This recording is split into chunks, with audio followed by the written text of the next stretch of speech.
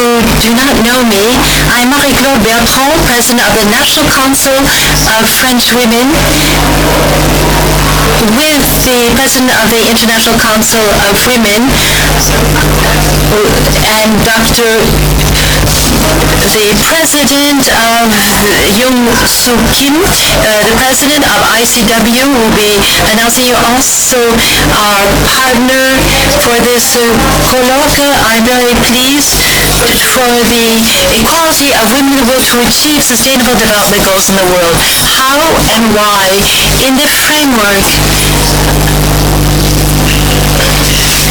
So I will speak slower for the interpretation, but we have a timing issue. Now, this conference is within the framework of the General Assembly of the International Council of Women, and as I would like to recall, the theme is social protection for all women and girls, sustainable development for the world. This theme brings us back to the Sustainable Development Goal 5, which is to achieve men and women equality and to empower all women and girls. And all of what we're going to do this afternoon is to look at all the different targets related to this goal.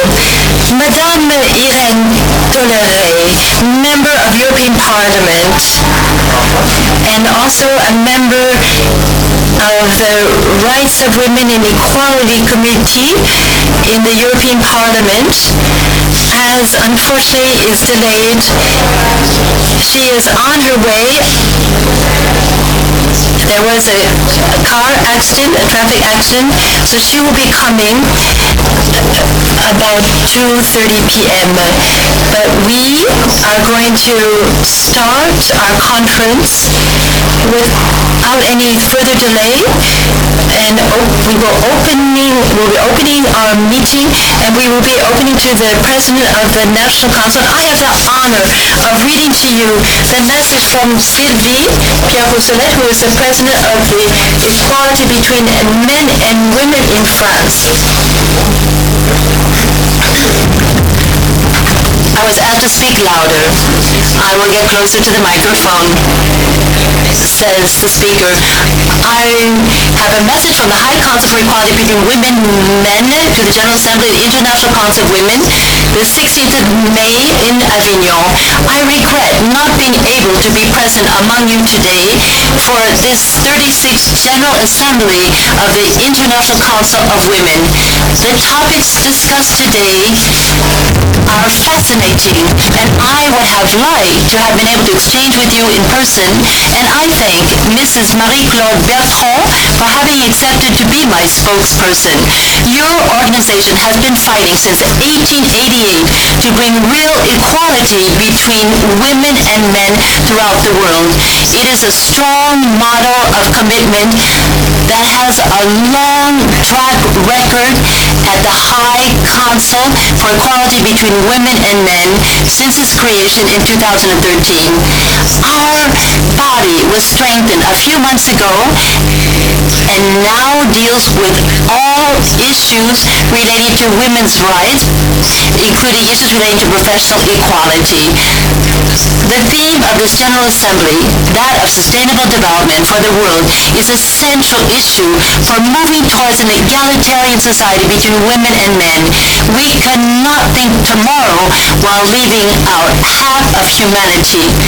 Beyond the ethical and political stakes in France, each year, inequalities between women and men cost society 118 billion euros or 4.5% of GDP. Therefore, we share with you the priorities for achieving equality between women and men, the fight against violence against women and their empowerment. On one hand, the HCE maintains that the fight against violence is decisive, and that the Istanbul Convention, which we're going to be speaking about later, is a major text. In this sense, we are starting work on centers for the treatment of psychotrauma excisions and forced marriages. On the other hand, the HCE will address this year the issue of women's empowerment with their place in the digital sector, an essential but predominantly male sector.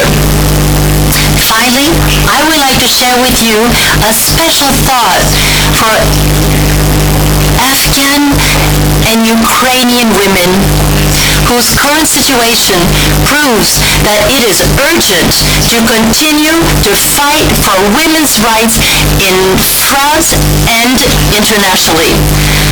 I wish you a very good General Assembly. Sylvie Pierre Brossolet, President of the High Council for Equality between Women and Men.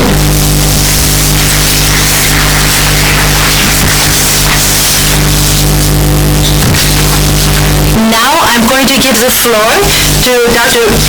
Yoon-Soo Kim, who is the president of the ICW. Kim Yoon-Soo has the floor.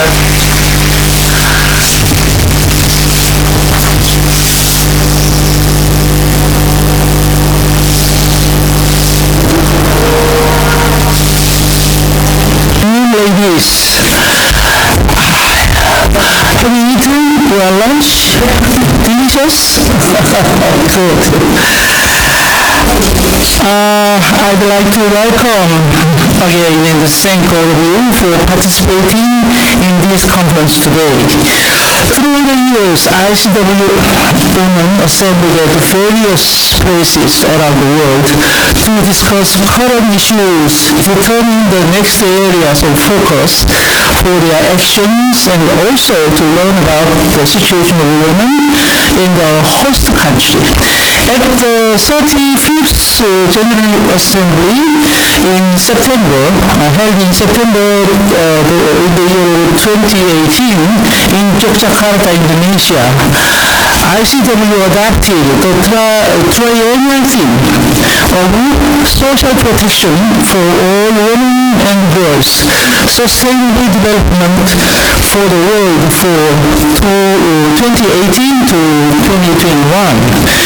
For the past 4 years, we, ICW-CIF, have been working so hard together with our member countries to promote equal access of women and girls to social protection and gender-sensitive design of social protection policies and measures. Even though we are in the 21st century, women and girls remain disproportionately affected by poverty, inadequate health care, and lack of access to quality education, which puts them at greater risk and prevent them from achieving their full potentials. They face greater challenges in recovering from shocks caused by disasters, unemployment, old age, and widowhood due to traditional social norms that restrict their access to financial resources, property, education, training, mobility, employment, income, and the social protection benefits. Women are overrepresented in the informal economy, where they are often subjected to sexual harassment, poor working conditions, and other discriminations, but have no access to formal complaint mechanisms or social protection. During the last 2 years, the COVID-19 pandemic has not only intensified gender inequalities in the global society, it has also highlighted governments' growing reliance on the use of social protections as a tool to build back better. It is therefore timely for our ICW sisters to conclude our previous triennial at the 36th ICW-CIF General Assembly in Avignon with this conference and comprehensive discussion and review of the work of national councils to ensure that the design of a social protection policy meets the needs of women and girls, empower them, and achieve gender equality and sustainable development. I give my sincere thanks to the speakers today who will lead the debate of this conference. I could also like to express my appreciation to the National Council of Women of France for organizing this forum, this conference, and inviting wonderful speakers at the opening today. Thank you again for your coming to this conference, and I look forward to a fruitful and exciting discussion. Thank you.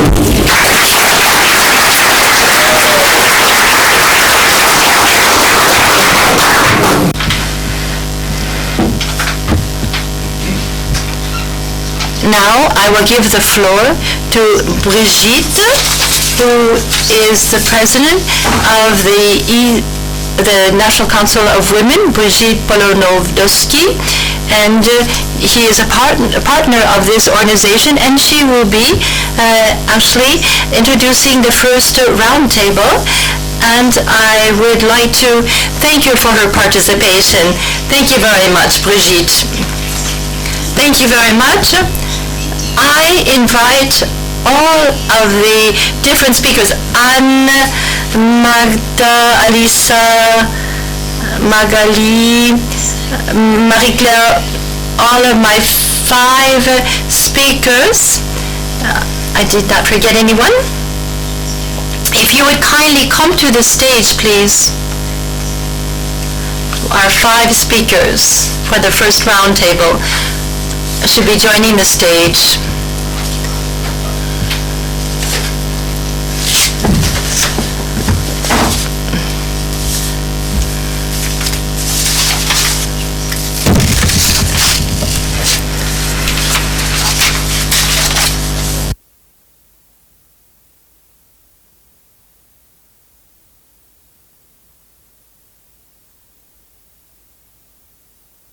Thank you very much.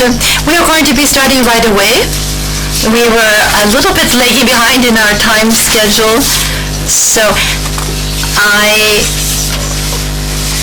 in fact, you will understand each one will do their presentation. First of all, I give the floor to Madame Anne Negre-Bergheim, who is the Director of Lawyer of the Bar of Marseille, President of the European Group of University Women, member of the Congress of NGOs. She is interested in working in the area of at the University of Women of Europe since 2021, Vice President in charge of the equality of the Conference of NGOs of the Council of Europe, and one of the pillars of this Conference of Europe, and which we are partners of. I give the floor now to Anna.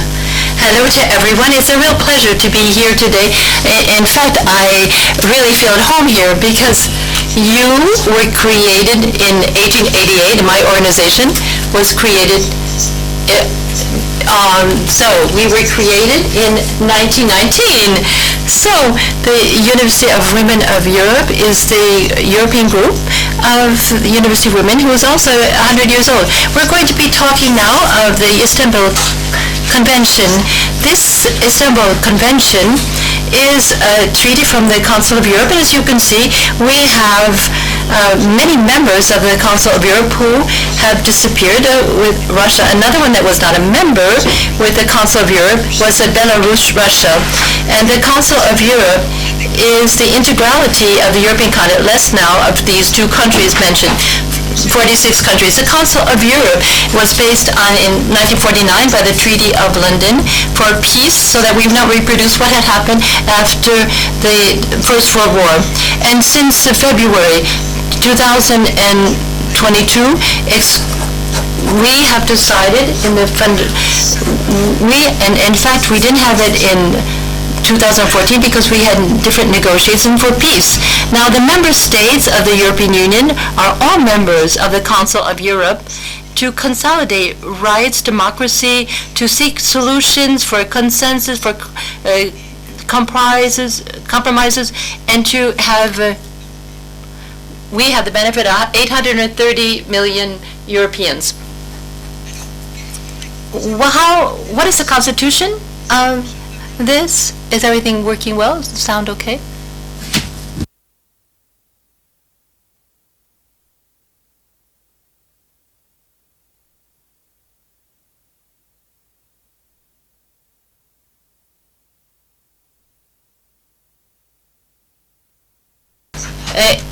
Are there any technical issues? Are you on the right channels? We are going to advance. Does everyone have the interpretation material? So the 4 pillars of the Council of Europe is what we're going to talk about. The Council of Ministers, we have them different national members of parliaments. We have the Congress of local authorities, and we have the Conference of NGOs, which is quite unique to have these international non-NGOs. What are the ways of action and means for the Council of Europe is that it creates a judicial space and not economic, common one based on some 200 treaties for Human Rights Convention with the European Court's Human Rights and the Charter of Human Rights and the Social Rights declarations, and for example, equal wages between men and women for the 15 countries that have accepted that, and we have justice decisions, court decisions that actually can take member states to court for violation of these treaties. And the major treaties, we have the Convention of Istanbul, which was signed the 11th of May 2011, which entered in for the signature of the different states in the 2014, and the first one to sign it was Istanbul, which was the first one that actually within the Council of Europe was the first country to leave this convention. Now, we have different best practices tools that we use. Now, during the Council of Europe, we know there is a strategy for equality. We had one in 2014, and there is a new one, which I have the honor of participating in the restricted committee. In fact, I was involved in 6 different signatories sessions, and it was really quite an experience to see how we can work with the different member states. So the twofold approach of equality is very important because it integrality and integration of the gender in specific policies for promotion of women. And it works. We have 40 different rapporteurs for equality, and training was important, and I myself was trained. It's important to see how these rapporteurs function, and everything was very new to promote a new change within the Council of Europe and the different support and manuals we have. On all of you can find easily all these different resources that we have at the Council of Europe website. Now, the strategy of equality, you can see there are 6 points, and in addition, they protect women and migrant women, different asylum seekers that are fighting against violence against women. Violence against women is a real drama because the Council of Europe takes into consideration, and it has a reactivity of different levels. We will look at there's lots of times of violence, sexual, mutilation, genital mutilation, domestic violence, economic violence, psychological, etc., etc. And there has been awareness in 2014 and even earlier. In fact, 2014, we had the Fundamental Rights Survey that was confirmed in 2019 by another international organization that 1 out of 2 women was actually being harassed, and already since the age of 15, 1 out of 2 women were confronted by different kinds of violence. So we all know when we are walking in the streets, even myself at my age, when I was in the underground, the metro, I was actually harassed. And so It's in this something is something in all countries, in the best armed countries. 10% of the victims of this violence are men as well. We should not forget them. But of course, there's a disproportion for women that are subject to this violence. There is a need for this convention concerning the violence, for especially domestic violence, is to have empowerment of women. That's key, which actually requires gender equality, elimination of all forms of violence. Also, it aims at specifically violence of what the other international instruments were not doing. In other words, it can handle different kinds of form of violence in some of the treaties, but this is the only convention that really is very specific, covering all these areas.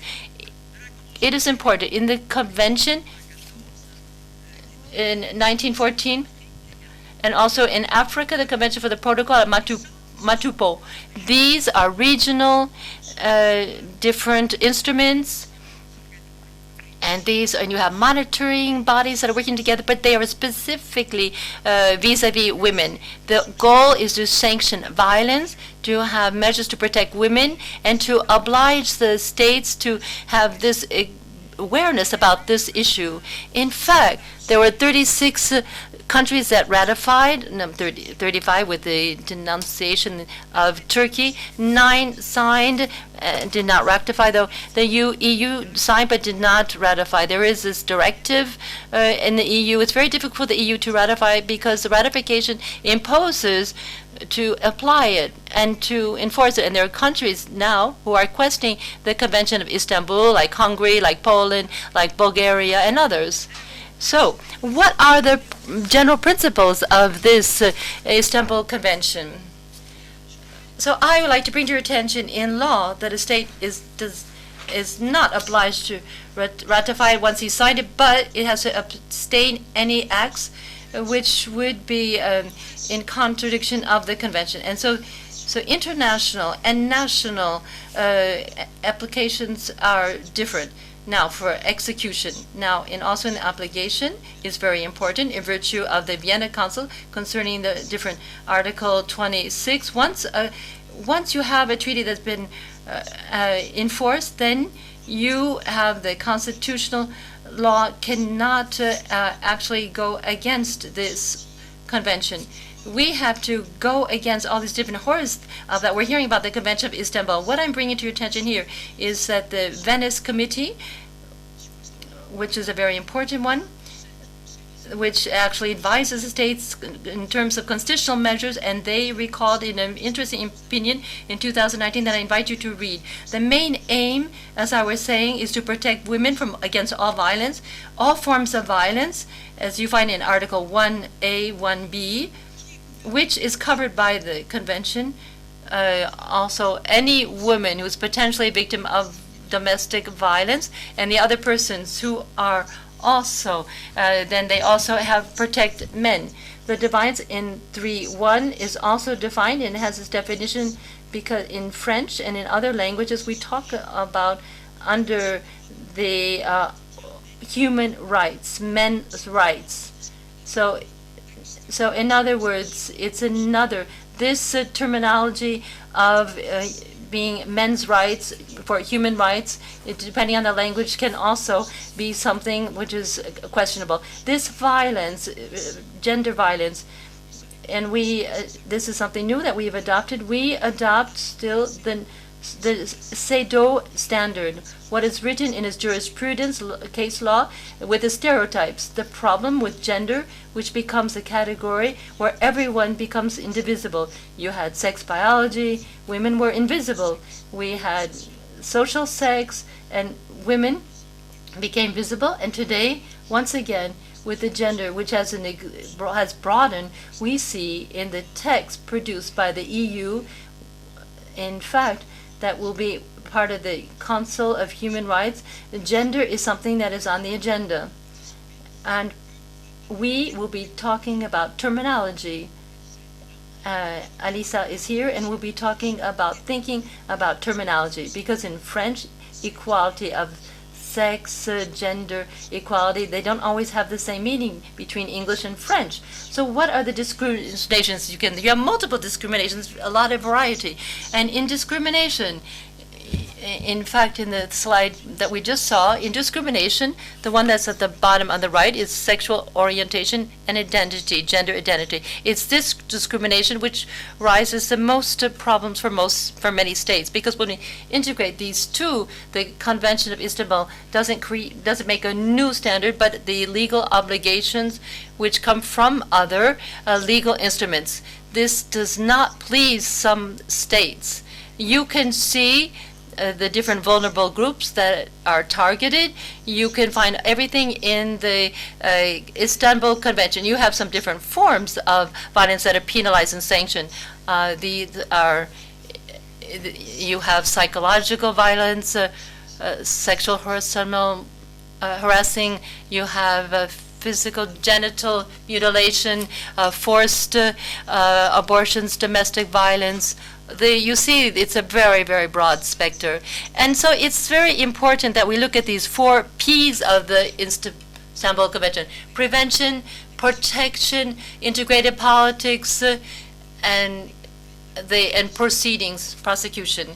Now, the integrated policies have been set up by different coordination bodies, and I'm going to go even quicker, because this is something that other things I want to just actually highlight. We talk the gender perspective that we will talk about. Can you please go to the previous one? Okay, so this is the point of view of gender.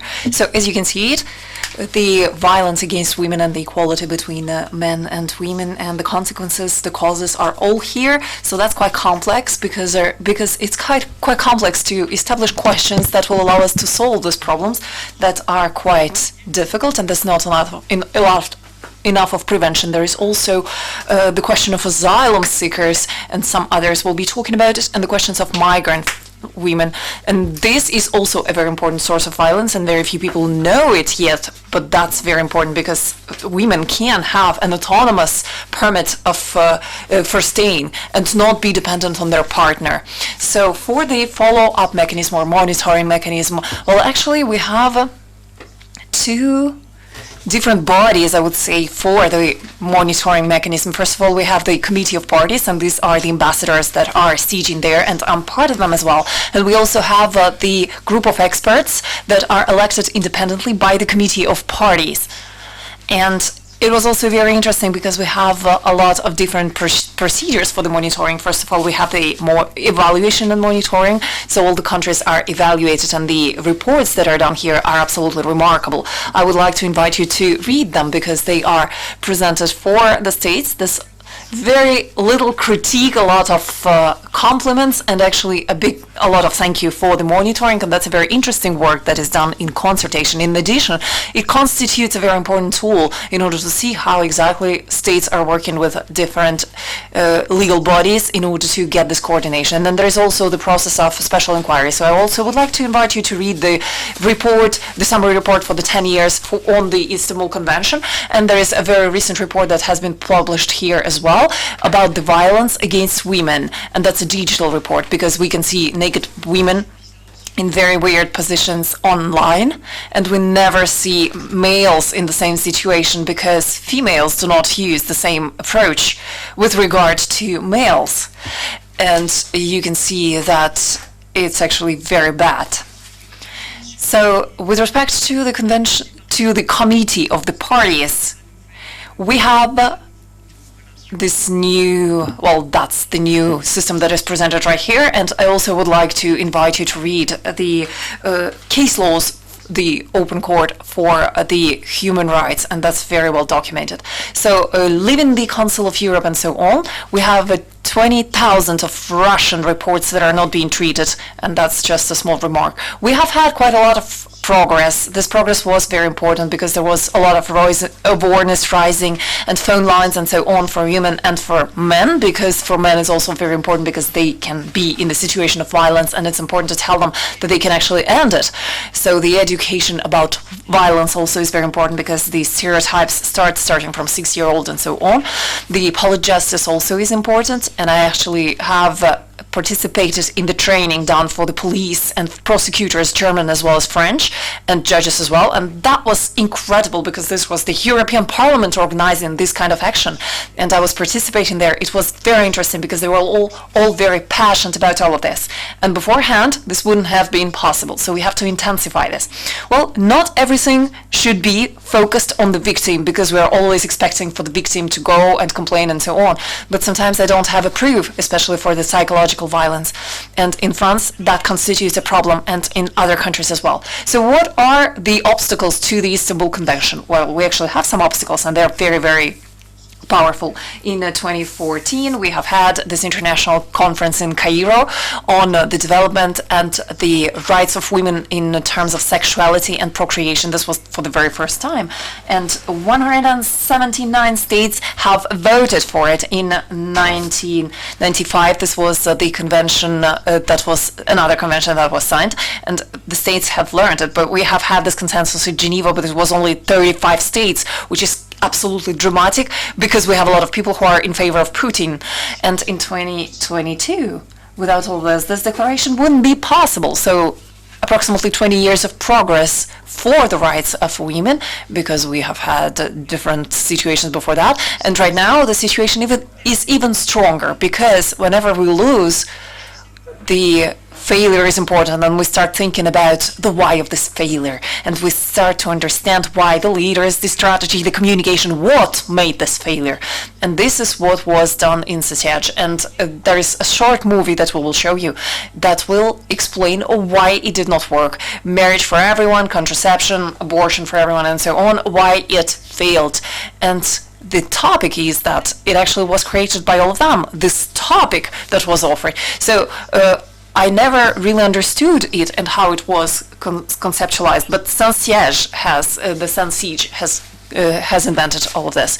And we actually have been thinking about it with all the different speakers that I have gathered for different colloquiums. So it actually conceptualized the fight for the equality, and they formed a brilliant team with different specialists of communication, language, and so on. And this rhetorics became actually anti-feminists, because they took this language and they fixed in all the countries. For approximately 20 years, they created associations that have all the same strategy, and they are very powerful. They are ready to act today for the propositions of laws and actions and so on. These are all the same, because we can talk about marriage for all, euthanasia, and so on. So today the situation is quite dramatic. We understand that there's a lot of ambiguity in terms of family and controversy, and we have the restoration of the natural order and so on. And I would like to show you this small movie that will give you additional information about this. So thank you so much for your participation, because after this movie I will no longer take the floor. Thank you, Anne. And Ludovina will show you this short movie. Please proceed, Ludovina. This is the parliamentary forum that allowed me to show this movie here. So if you do record it, you cannot show it anywhere or publish it anywhere, because otherwise we will have a lot of problems. So this was because they are my friends that they accepted for me to show you this movie today. So please do not publish it anywhere if you record it.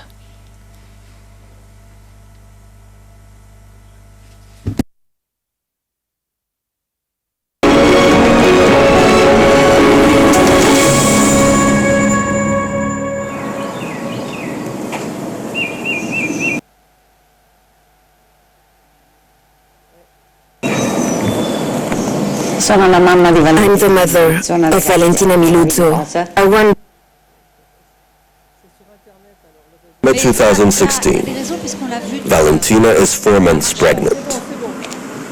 The young Sicilian is expecting twins. It's a difficult pregnancy. Valentina is admitted to Catania Hospital. Her condition worsens. Valentina opens her eyes and says to me, "Mama, I'm dying." And the doctor says, what was it he said? He told us, "I have a conscientious objection to abortion. I don't murder babies."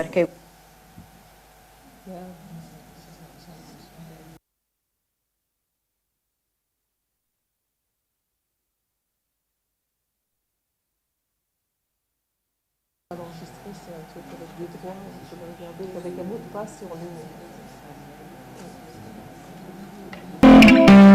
fetus's lives were put ahead of the mother's life, against the family's wishes. But the right to conscientious objection isn't supposed to apply in emergency situations.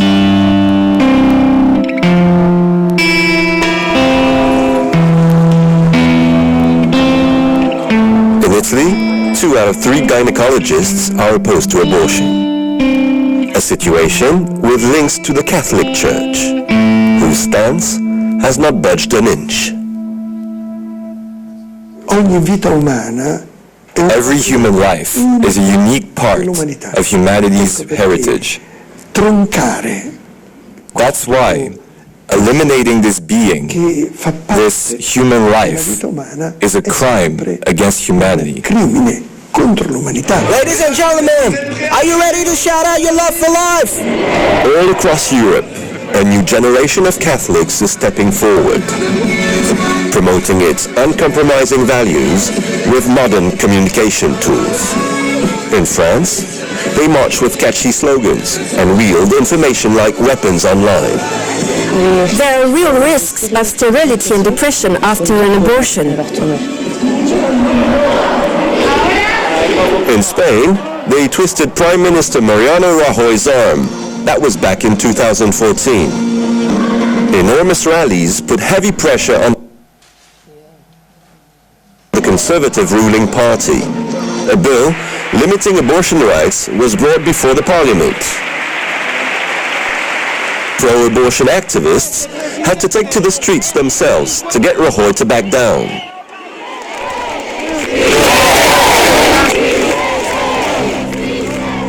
But the leader of Spain's pro-life movement, Ignacio Arzuaga, sees the loss as a small victory.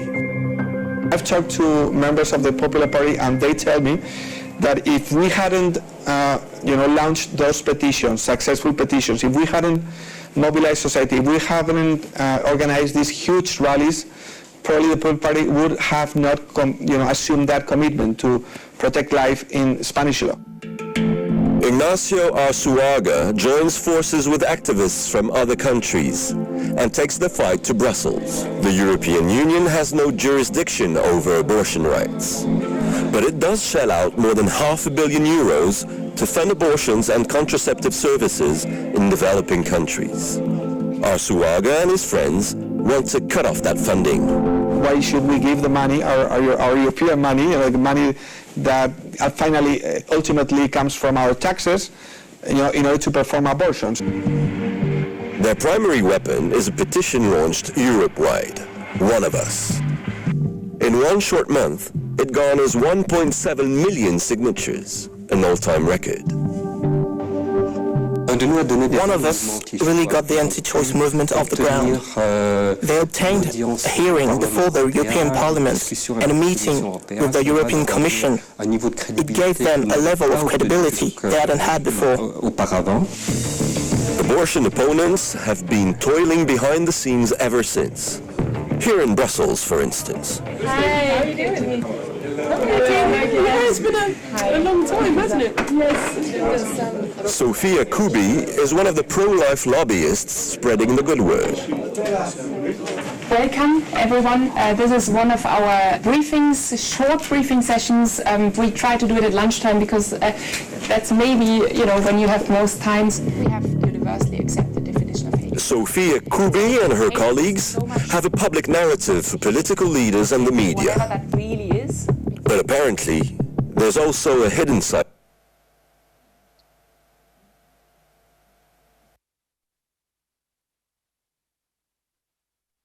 to their work.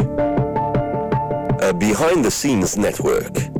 A community called Agenda Europe that steers clear of the media. The organizers of these secret meetings include a familiar name, Sophia Kubi. What was the purpose of keeping the Agenda Europe meeting secret. It's no secret that we have meetings and work together, but it's written right on the documents not to talk about it. It says right on the operating documents not to talk to journalists, not to talk about the event in public, not to say people are meeting. It's written right on the documents. Well, it's no secret that people are working together. But there has to be a way for us, and this goes for everybody else too, whether it's the European Union or whoever, to meet outside the public arena. Agenda Europe prefers to do its string pulling from the shadows, especially as its underlying goals could stir up a scandal. This document sets out the program for Agenda Europe and for the homophobic anti-choice movement in Europe. The acceptance of divorce, contraceptive practices, abortion, homosexuality, surrogate motherhood, etc. has implications not only for those directly involved, but for society at large. What results therefrom is a process of decivilization, the moral decline of a society. We see how they say we've only got 10 to 20 years before Western civilization crumbles, and that a perverse ideology that seeks to extend human rights.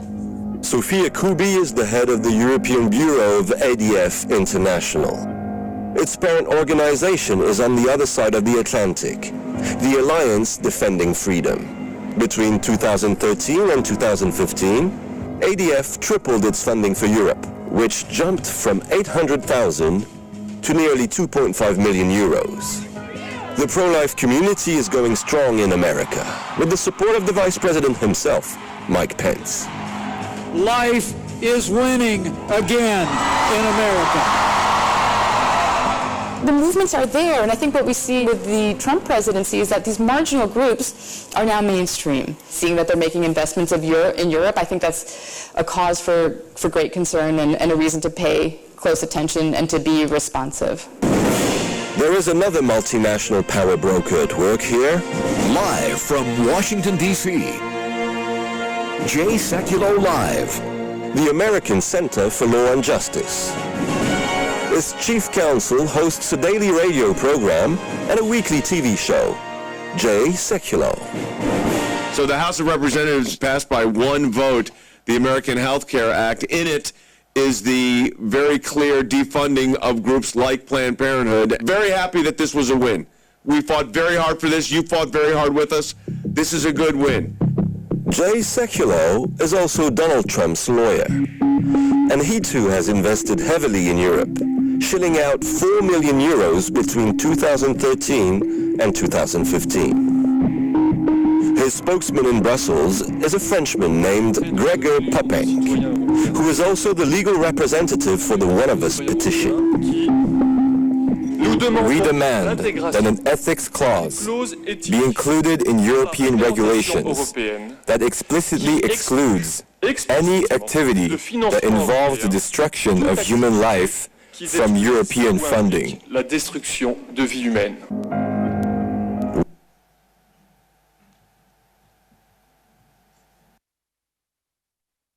One of Us, a pro-life success story with a whiff of American influence to it.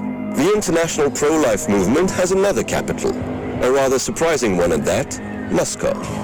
Russian oligarchs are helping fund the cause. Men like Konstantin Malofeev, this vocal Putin supporter, is on Europe's visa blacklist for purportedly financing separatist militias in Ukraine. Malofeev started his own television channel, Tsargrad, an ultra-conservative media outlet that gained fame for its openly anti-gay programming. Hello. We get accused often of not liking the United States and being aggressive toward homosexuals, but that's not true. In California, they recently proposed making it easier for Russian perverts to get visas. The Tsargrad channel team supports this initiative. What's more, we're ready to pay for a one-way ticket for every single person who's seriously ready to emigrate and can show us a medical certificate that confirms their homosexuality or any other form of perversion. Konstantin Malofiev also finances maternity homes like this one. They take in pregnant women in distress after convincing them not to have an abortion. But the oligarch has his sights on Europe as well. Do you finance some pro-life movements in Europe? No, I finance pro-life movement in Russia. We've heard some documents showing that you were financing some movements like Citizen Go. From me? Yeah. Konstantin Malofiev? Yeah. Personally? Yeah. I'm not sure. No. You better show me the document. You want? I have the document. Yeah, please show. I have a letter here from him asking you the money. It's No, probably they asked. We didn't sign this, as I know. Because I'm not this a director of my foundation, but as I know, we didn't finance this. This is one of those documents. A letter signed by Spanish activist Ignacio Arzuaga on behalf of his advocacy group Citizen Go. In it, he asks Malofiev for a grant, 100,000 euros. there are some documents Yeah. showing that you asked some money from Konstantin Malofiev for 100,000 euros. That's correct. We didn't receive €1 from Konstantin Malofiev. In his letter, the Spaniard lays out a closely detailed agreement for the Russian donor. In return for his 100,000 euros contribution, Citizen Go promises to reserve a seat on its board of trustees for a representative of Konstantin Malofiev's foundation. A few months later, a certain Alexei Komov, Mr. Malofiev's right-hand man, has joined Citizen Go's board. It would seem the contract was indeed fulfilled. This is information that has been stolen that you shouldn't be publishing, because at the end of the day it's private information. But I can ask you the question if it's... Yes, you can ask me a question, but you cannot mention the information that was leaked by the people that stole that information. You know, that's... But again, we received, I can tell you many times, but we received €0 from Konstantin Malofiev. In the anti-abortion universe, there is a network within the networks, a coalition that brings together all the key actors. It is called the World Congress of Families, and it has been convening every year for the past decade.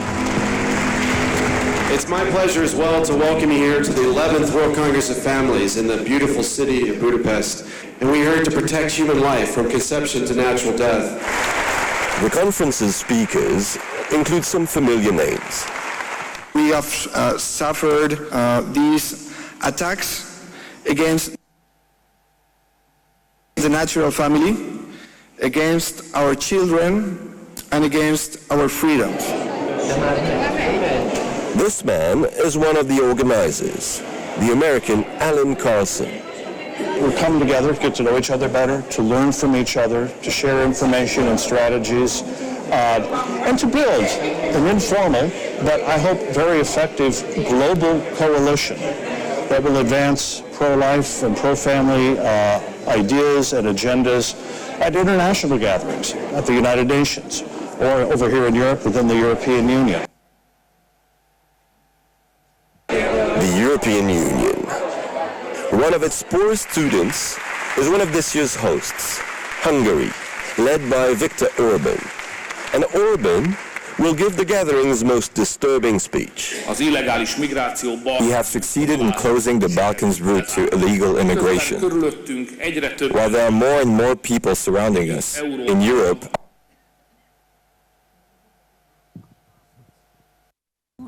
Je suis désolée, il y a plus beaucoup. I'm really sorry, we just have a couple of small minutes left, but I believe that you already have this topic and you already know quite enough about this. If you would like to get some additional information, we will be happy to provide you additional elements, but I would like for us to continue because we are running very late. So I'm really sorry, Anne, but I will interrupt this video right here. So we will continue and we will give the floor to the deputy, who actually was having problems coming earlier because she was faced with a traffic accident, but right now apparently everything goes back to normal. So Madame Irène Tolleré, it's up to you right now that I would like to give the floor.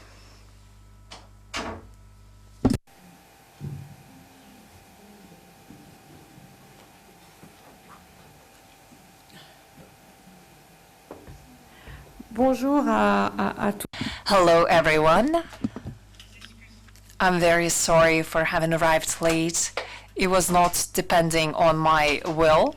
The movie that you have just seen, this is something that I'm doing every single day within the European Parliament, and the situation is much worse than what you have seen, because I was a reporter for my political group on the text that was saying that indeed we have to protect the right to the abortion by including it into the fundamental rights, among others, and also by asking all the member states to have the legislation that will legalize the abortion, but also to have the public policy that will make sure that the abortion can be carried out with enough doctors, medics, and so on. And we have been violently rejected by all these lobbyists who are much more foreigners, because they were really trying their best to make this text fail. There are some people who are acting in a very hidden way, threatening and so on, and we don't have to believe that this problem is not French for two reasons.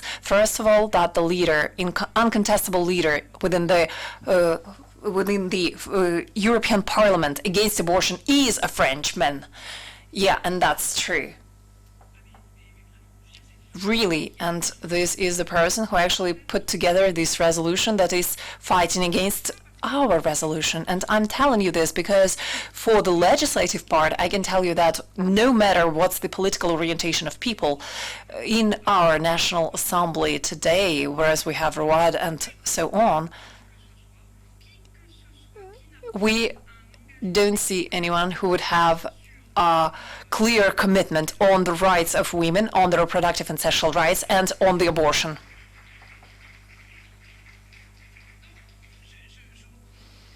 So, going back to my speech, I really wanted to thank, first of all, the National Council of French Women and its president Marie-Claude Bertrand for the organization of this colloquium and for having invited me to participate here. It's a big pleasure for me to be here among all of you today.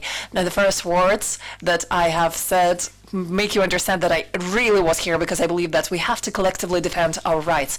And today, as far as I understand, we are talking about the equality between men and women in order to get the sustainable development. Why and how? And yes, indeed, we can wonder what is the relationship between the sustainable development and the equality between genders. Why? So, first of all, the connection between these two stakes is not obvious. Nevertheless, in all the public policies, we understand that this link is really very strong.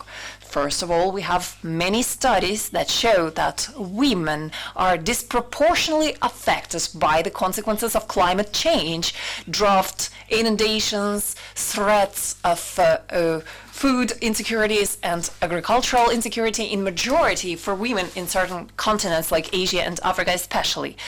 The less the agricultural workers earn for their life, the more they will be using family labor, and women and children won't be emancipated. They won't have this possibility of emancipation, but they will be in charge of the production.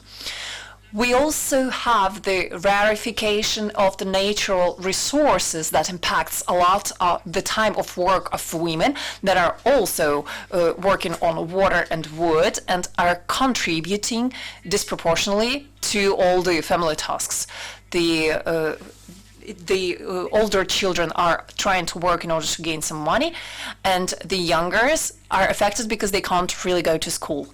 Let's say in Senegal, women are passing 17.5 hours per week in average to collect water, and the risk of death for women is much, much higher than the one for the men. And during the pandemic of COVID-19, it was not just for other countries, it's also the situation in Europe, because women were in the very first line facing the virus, and within our union, much more jobs that are carried out by women are less paid and much more exposed to the virus. So that's also very important with respect also to this climate-related question. So for me, I refuse that women should appear as victims of the climate change, whereas women are the first actors of the climate change. They are the very first agents for the mitigation and for the adaptation to the climate change. For most of the world, women are the first line, the first actors for the management of natural resources and for the education of the management of these resources for the future generations. Oh, unfortunately, it moved in my phone. So the equality shouldn't be the victim of the climate change. But that's a complicated question because we have the texts that are coming and we don't really have the consequences that are related to the causes. Let's say right now we are working a lot on the question of mobility with this diesel cars and so on and trying to promote electric cars, but that's much more easy to come up with some public policies for the cities, but not for the rural areas, for the auxiliaries of life and so on. And we have nothing or a very disproportionate something around the thermic cars.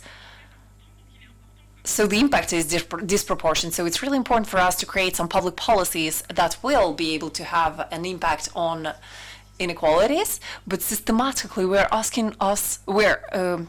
being asked to measure the impact, the green impact, and what are the tools that we can use here. And if there is an impact, we are being asked to put the number to the budget and to the legislation in order to create a social fund for the accompaniment of this transition and to try and avoid putting women, but also some some people who are in a weaker situation, a more fragile situation, to accentuate this phenomena of precarization. So it's really important, starting from the creation and till the implementation of our policies related to the climate, this dimension of gender must be present, because if our climate policy does not take into account the gender impact, at least they will be inefficient.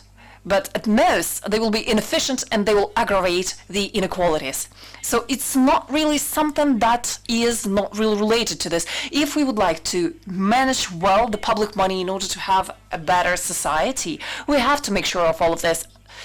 And this seems logical. So today, from the point of view of the climate-related policy, the question that we will ask is, first of all, this impact on the genders and on the equality of men and women. So if we look at the plan for the European recovery, we have this goal to dedicate 30% of the funds to the ecological transition. Well, this is very good also, but we have to be very careful, because even before the COVID crisis, we had some jobs that we understand that they wouldn't exist in the future probably, and we also have some different jobs that also appear around the environment, the circular economy, and the digitalization of our economy. So all of these sectors are at 70% masculine.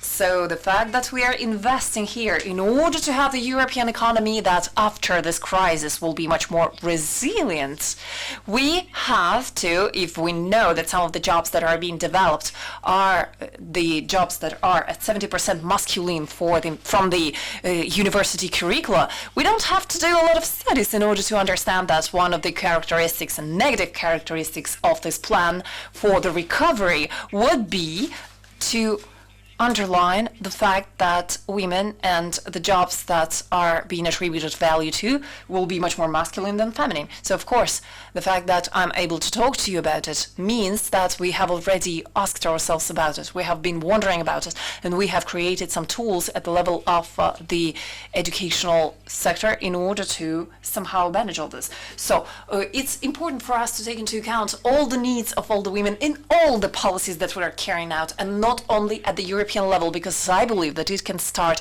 at the local level and then little by little roll to the global level. And this is something that is for gender mainstreaming, meaning that improve men and women. This is not just a question of social justice, but it is also logic and economical development. The small example, if I take, let's say, the job that is a coder, IT coder. So if you only have males who will be coders, and we will need some additional coders, the fact that we weren't able to attract women who were also changing their professional career, or were questioning what would be the professional orientation that they would take, we will have less coders, so we will have less economical growth. So this will also have a little bit less taxes and public service and so on and so on. So the topic of equality is just logical, but also it impacts the economical growth and the job creation. A better participation of women and the equal access to the labor market and to the process of decisions is the direct factor impacting the economical growth. I also wanted to say that there will not be equality between men and women if women don't have the right to freely manage their body and economy, and will continue being violated and victims of violence. One woman out of three in the world is victim of the physical violence, and it actually intensified after the pandemic of COVID-19. And with this respect, we can talk about the European Commission, because after multiple demands by the Parliament and civil society organizations, has finally published this directive for the Convention of Istanbul against the violence. And this is the text that is right now on the table of the European Parliament, and we actually must make sure that this text will be as ambitious as possible, and we need this text as fast as possible. We also can, and this is something that I will always underline, we have to underline the fact that the threats to the access to the abortion are stronger and stronger. We have Poland, we have United States, but also different countries where the restrictions to this right are multiplying nowadays. We have to denounce this situation constantly. We have to mobilize to protect this right that unfortunately is not really understood by everyone, which is why I wanted to conclude this particular speech by thanking all of you all the representatives of associations, organizations, and so on, you all who are fighting every single day in order to promote the rights of women and the equality of women in the world. This, thanks to the movement of the civil societies, we are winning our fight of the feminists. Your work is essential to guide the public action, and I also wanted to thank all the defenders of the rights of women who are also sometimes risking their freedom and their lives in order to fight for these rights.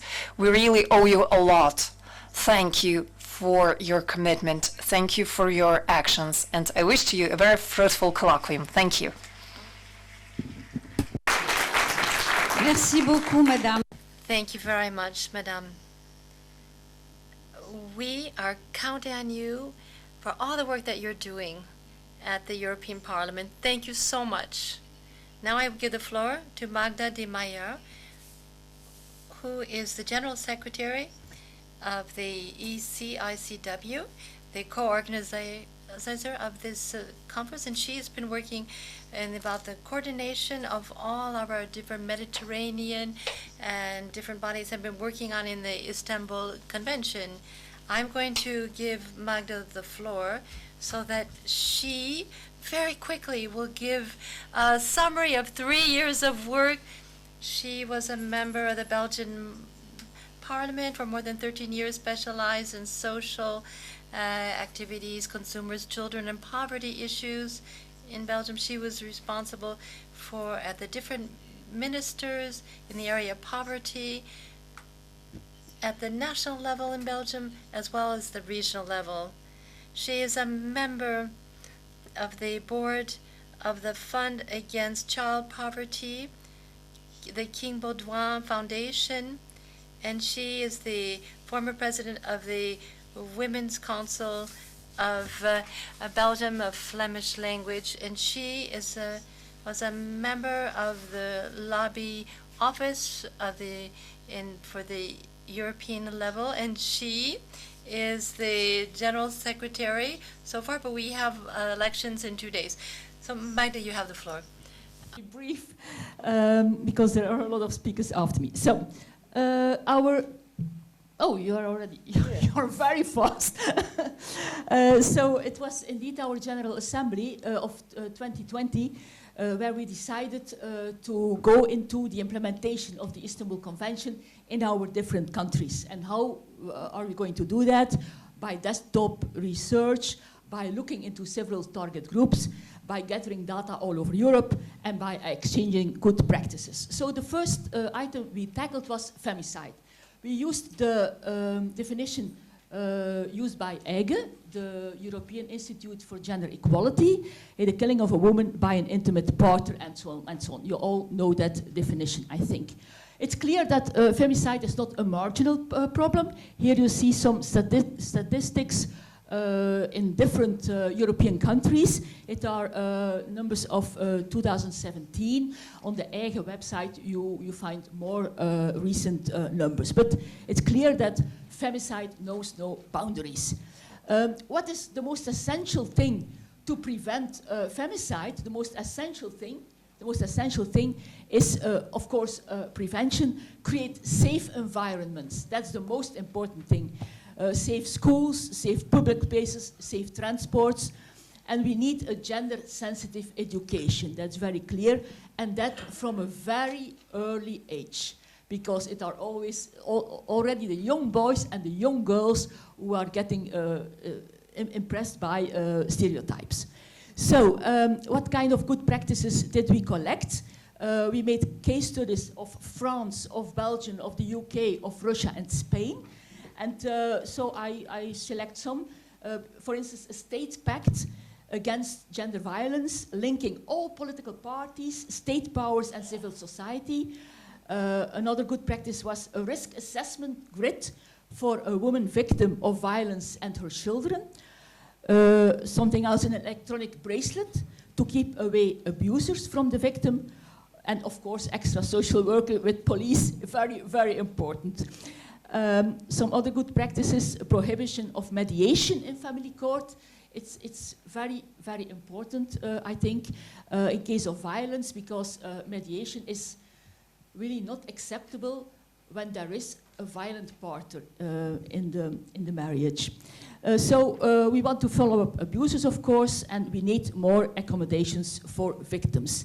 And last but not least, we need care centers after sexual violence. There is a good example of those care centers where everything is in the same place. So we have and the medical assistance and psychological help. They can, in that same place, file a complaint to the police and collect evidence to go to the justice. So they don't have to go to different places. It's all in one place. And we want, of course, femicide as a separate crime in the penal code.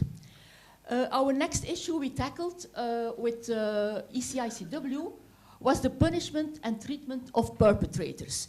So we followed the advice of Grevio that was saying, although it's difficult to identify with certainty what really works in perpetrator programs, there is research that observed that there are some positive results. And therefore we tackled that issue with our group in ICW.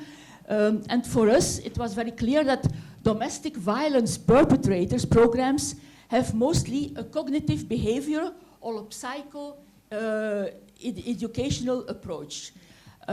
Moreover, the program, of course, should challenge gender stereotypes. And for sexual violence perpetrators, it are in-prison programs based on cognitive behavioral approach also, psychosocial approach also, but also pharmacological interventions.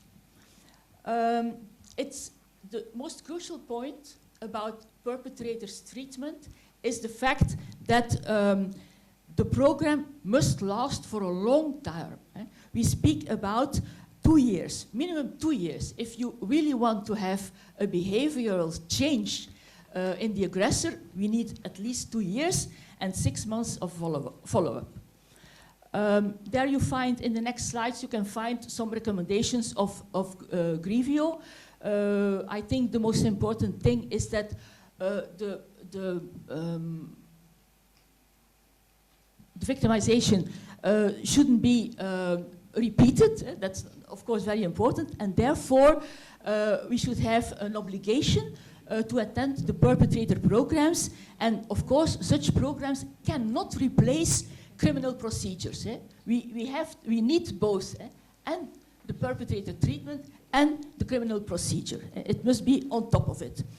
The staff should be trained, of course, that's very clear. And as I said, look out for mediation. The next item we tackled was in November last year. And we looked into the item of violence against older women. Violence against older women. There are several forms of violence. We talk about physical abuse, about emotional abuse, about sexual abuse, material and financial abuse, about neglect, and it appears as well in residential settings as at home, but mostly at home. And it is also a phenomenon all over the world, as you can see there. So you have some numbers of, there is Mozambique, and you have some numbers of Europe. We talk about 28% of older women in European countries. So that's a serious problem. And the World Health Organization made an estimation that just 1 in 24 cases of elderly abuse is reported. So you have a very, very large dark number. And what's the reason? The reason is very clear that often the perception that this kind of violence against older women, it's normal. And there is a lot of social stigma. There is a lack of attention for the problem, and the victims are very, very ashamed to admit that there is violence against them, often within their family and by the caretakers. So there was an European study that took place between 2004 and 2013. It was a European study financed by the Daphne program, and it was very interesting. Why? It's the next, I am already further away. Yeah. Okay, I'm here, thank you. The most important thing of this program, a European program, was the outcome was very important because they produced a lot of very interesting tools for professionals to rule out the problem. There were brochures, there was a training handbook, there were of course recommendations, there were reports about the awareness, and there was an overview of the existing training programs in several European countries. You can find more details on the website of the Daphne project. We made 2 case studies on this item, one in Belgium and one in Serbia. In Belgium, there was found out that in 63% of the cases, the victim lives together with the offender. Of course, they are mostly men, and mostly or a partner or a son. And victims are in general between 70 and 80 years old, with a peak for women over 80 years old.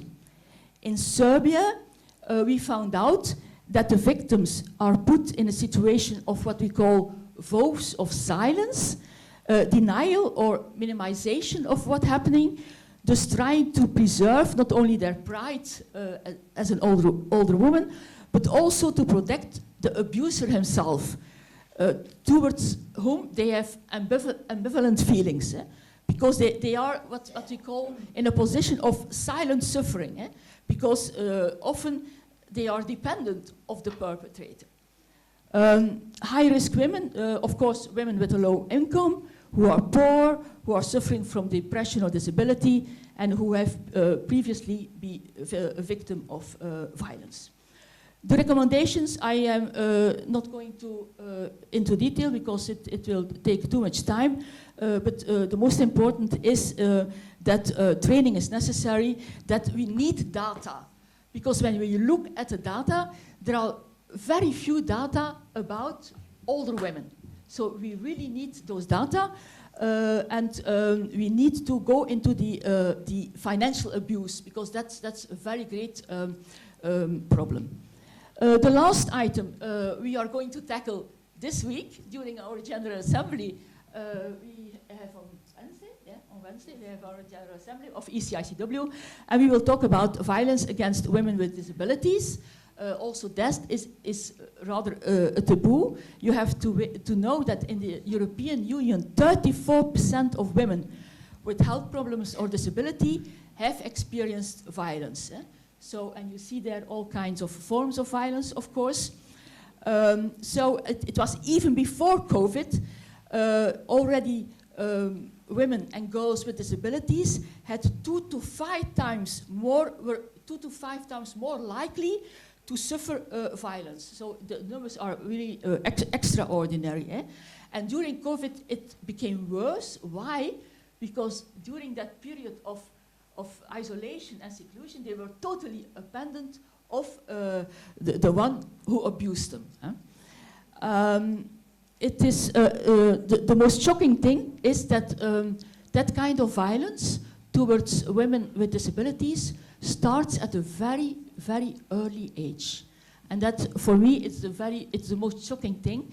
Here you have the statistics for Belgium, the age of the victims. I don't know if you can see it, but the age of the victims, more than 50% of the victims are under 29, and more than 20% are under 11. So you have to imagine that abuse is really starting very, very early and mostly inside the family.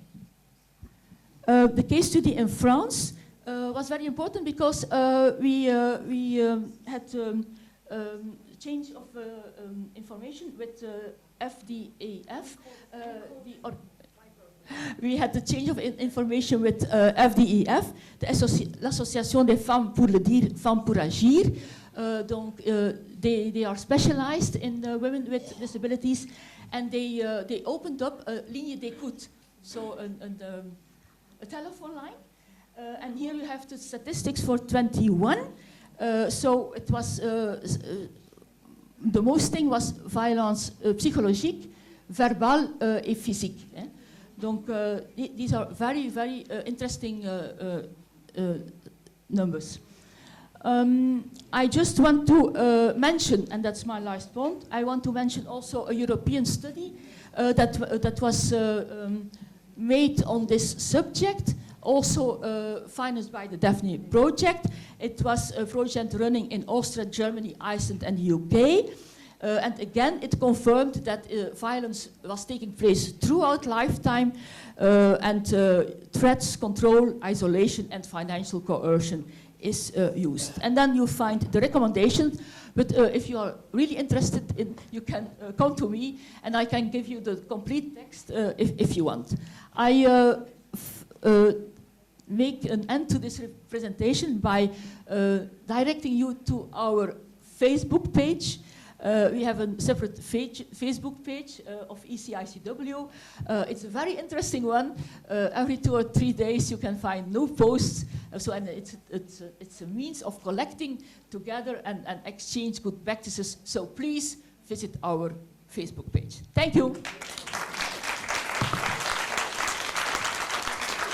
Thank you very much, my dear Magda. It was very difficult to be so quick, and in fact, if you want to have more, you can ask her, ask me, ask the members of ECI-CW. We have the documents and the research, so and it's continuing because the work is not finished. Violence are continuing.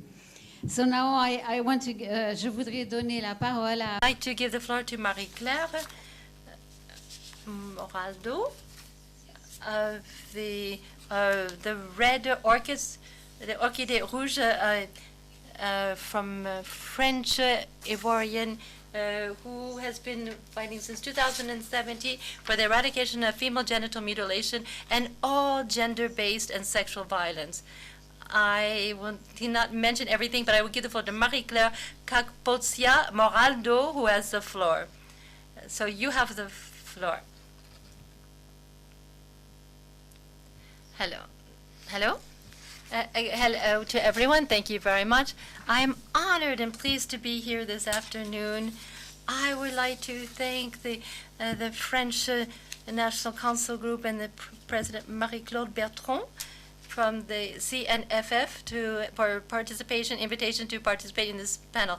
I have a lot to say to you, what we do, and I'm going to try and be as quick as possible. I started my advocacy work in 2017. To talk about this, I have to talk a little bit about my own personal situation. I was a victim of female genital mutilation at the age of 9, and when I decided to rebuild my life, I realized that there wasn't a support structure for survivors of this practice in Bordeaux or in its area. And so I had to go to Paris so that I could benefit from this physical reconstruction. And very quickly, I thought, well, I can't just not do something about it, because many other women are like me.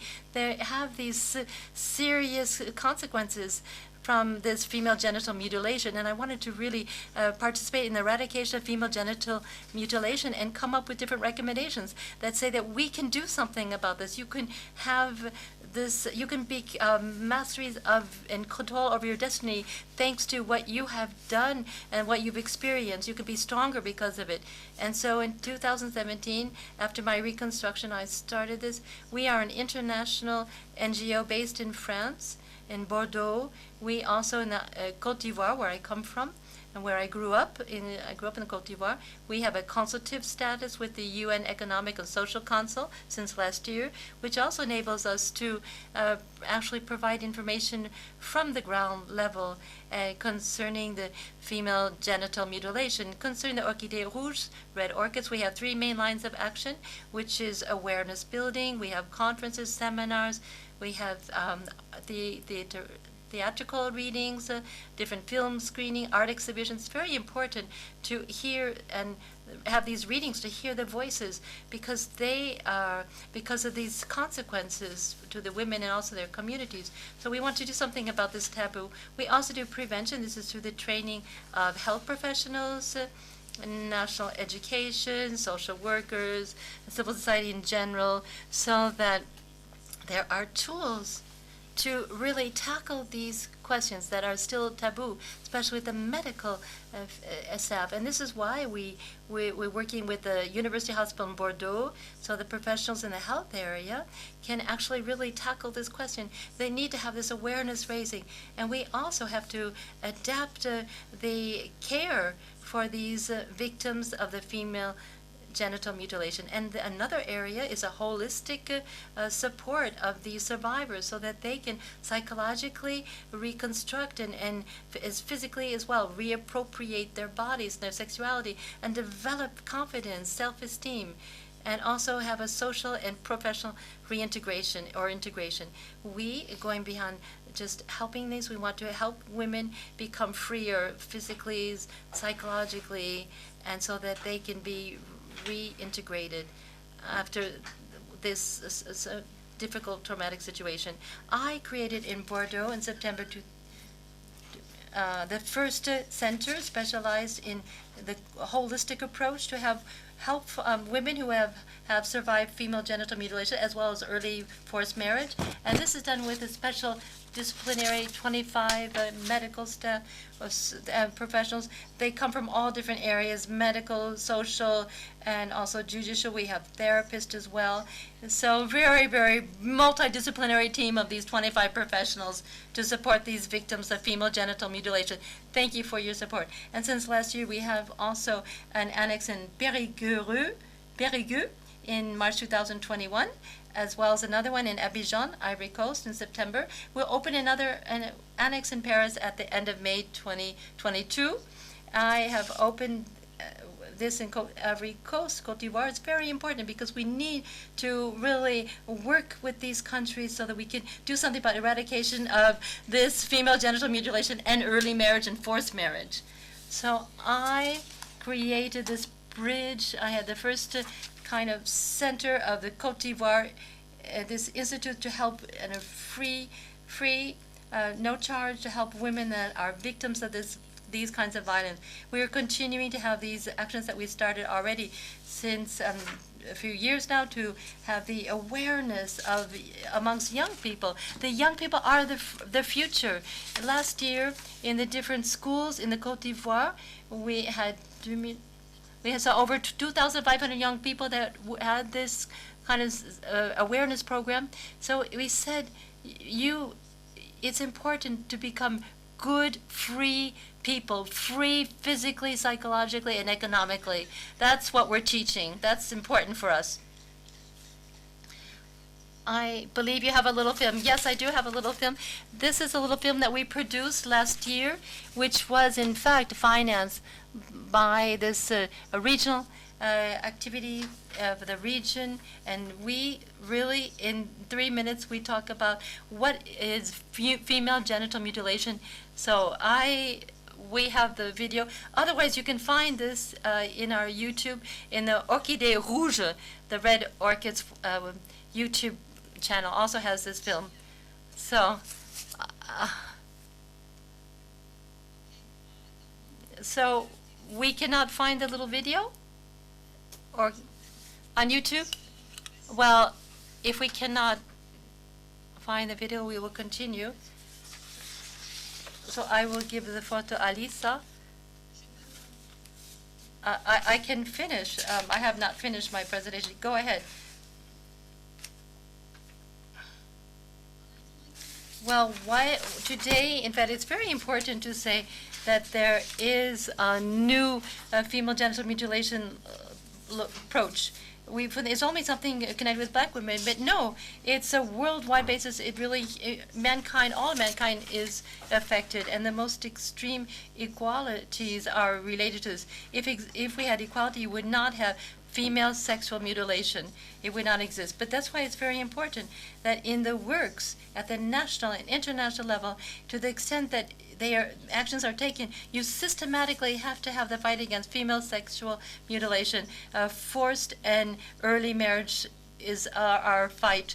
In France, the fact that people are surprised, that people are concerned in France, they say, why do I act in France? Because we have to protect little girls in France. Because in the colleges and in the high schools and junior colleges, even at that level, today there are still little girls that come back after their school vacation, or there's forced marriages. They go back home to their parents' country of origin. So it's important that we're alert in this Europe and internationally, so we can progress protection of these little girls. And this will take time. It will take time because we have traditions in our countries, but we will be successful. There are different levers: your education, you have emancipation, economic emancipation. There are women who really are concerned about the health of their little children, their little girls, but they have to, because of the pressure, they have to do this, because otherwise they might be pushed out of their homes by their husbands or their families. So you have to, and also you have people that earn a living because of doing this excision. And so it's not enough to have this awareness. You have to reconvert those who do this job of being excision, female genital mutilation operators. And it's increasing awareness of men is important, because if men would also say that they're against it, then that would be a step ahead, because the mothers are supporting this female genital mutilation. So we need the boys. The boys have to tell the elders, we will love our wives even if they're not undergoing female genital mutilation, because we love our women the way they are, and so and we don't want them to be undergoing this female genital mutilation. You cannot connect. It's not a serious. Well, in the video, just to sum up the video, we give figures today.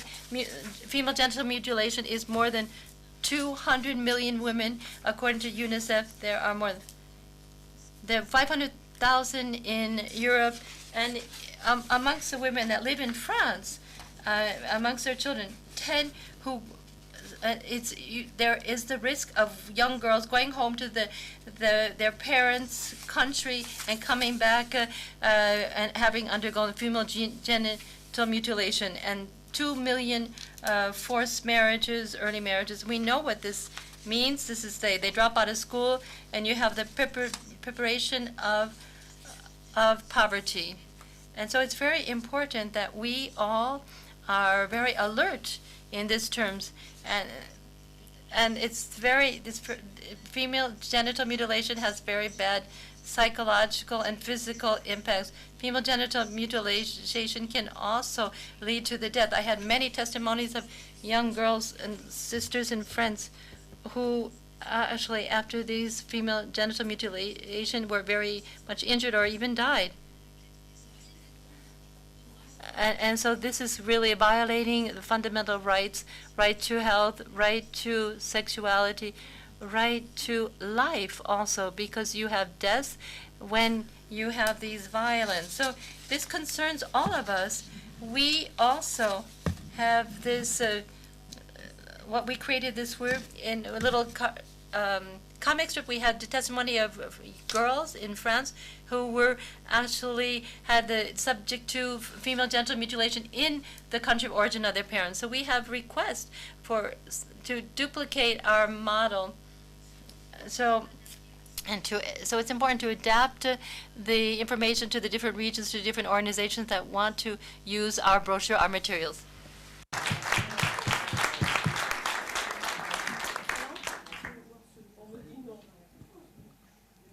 On n'a plus le temps, je suis désolée, on n'a plus le temps. On n'a plus le temps. Après peut-être. Non, oui, il est sur YouTube, alors... So the video is on YouTube, and I believe that we will be able to transmit the link. Well, it's just 3 minutes, and I actually wanted for you to watch this video anyway, so I insist. Please, let's watch this video. Oh, it's already 20 past 3, and we actually wanted to leave 3 hours to the next round table, so we still have some other people. So please, please, I insist, give the floor to Alicia and just give the YouTube link. All right, so this is on our YouTube account, the Red Orchids or Les Orchidées Rouges. So please go to our YouTube account for this. Merci beaucoup. Thank you very much. I'm really sorry, but unfortunately I have to manage the time during our today's session, so we have to respect everyone who will take the floor later on, which is why I have to cut short this presentation. Now I would like to give the floor to Alicia Arba, who is the lawyer specialized in the rights of fundamental freedoms. She's a feminist activist for 6 years, and she is the project manager of the European Network of Migrant Women and the national spokesperson of Oser le Féminisme. She also works with the Arab Women's Solidarity Association in Belgium, which campaigns for the rights of women from the Arab world. She has also created a theater company that campaigns for gender equality through artistic expression. Thank you so much, Brigitte. Thank you to everyone. Hello, everyone. And thank you so much to the organizers, CIF and CNFF. Thank you for having invited to participate the European Network of Migrant Women. I will try to speak briefly. First of all, I would like to present to you a little bit our network. We are an organization that is a platform, and we unite approximately 50 different associations that are working on the field with migrant women in 23 European countries. And our work is organized around 3 axes. First of all, our aim is to support the organizations that are our members through the creation of the advocacy documents, through the research documents, through the tools, the trainings that we're organizing, the financial support, and also the participation in the European projects. For us, it's incredibly important because we are an organization that is based on our members, and our members are given to us every single day the information coming from the field for all the European countries, so that all the advocacy work that we are doing in Europe would be anchored in the reality that is lived in Europe, in the field. So the second axe that we have here is European advocacy. We're working a lot with the Council of Europe. We have the status of the observational party, and we are working there in the council. We are also working on the specific questions related to the rights of the migrant women in Europe. We're also working with the European Commission. We do a lot of consultation work, but also we are part of the different expert groups. The European deputy was talking about the directive against the violence against women that is right now being discussed in Parliament, in the European Parliament. We actually have been auditioned within the framework of this document. It's actually very important, but we believe that it's not sufficient because it's not at all talking about the forced marriage. It talks about the work related to sex. And this is the term that we really don't like within the European Network of Migrant Women, because as an association of migrant women, we know that these girls and these women are suffering from this prostitution, and this is violence, sexual violence against women and girls. And for us, these are violations. So this is something that we are trying for which we are trying to raise awareness amongst the European decision makers. And we also have this project around these two axes, the fight against the sexist and sexual violence, the human traffic, prostitution, pornography, GPA, but also the integration. And here I would like to go back to what Marie-Claire was saying, meaning that for us, the integration, whether it will be the economical integration or the participation, political participation, or the access to fundamental right, this is an integral part to the fight against the violence, because starting from the moment when a woman will be financially independent, having a housing that is not mixed, where she can express herself, have access to the information, and participate in the political life of the country that welcomes her, she is much less prone to leave this situation of violence. So this is a little bit about the work of our network. And to talk about the topic of today, I also wanted to echo somehow the presentation that was done by Annette on the Convention of Istanbul. That's very precious, especially when we're talking about the protection of the rights of women and girls and Europe. And given that this convention also adopts the approach that is based on the protection of the victims, that also recognizes the vulnerability of several groups, including migrant women, women that are seeking asylum, and also women that are doing prostitution. This is an element that, and a tool that is very important for us. And within the obligation of foreseeing the procedure of asylum that will have something that is in reference with gender, it's important for us in order to recognize the violence, sexist and sexual violence within the Convention of 1951. It must be recognized as a status of the regulation. It's also very important for the weakest groups, because we know that the patriarchal, colonial, and capitalistic domination is always suffered by women, and in the interaction of these two systems, we have some specific violations. I was talking about sexual trafficking and also prostitution, but we also have much more vulnerabilities in terms of sexist and sexual violence throughout the migration journey, starting from the country of origin and to the host country. And during the journey, we also have the racist violence, the exclusion, and sometimes communitary control as well. We also have these feminine genital mutilations, also forced marriage, early marriage, even though very often these two terms are dissociated. So we have a lot of multiple factors of violence that are adding up here.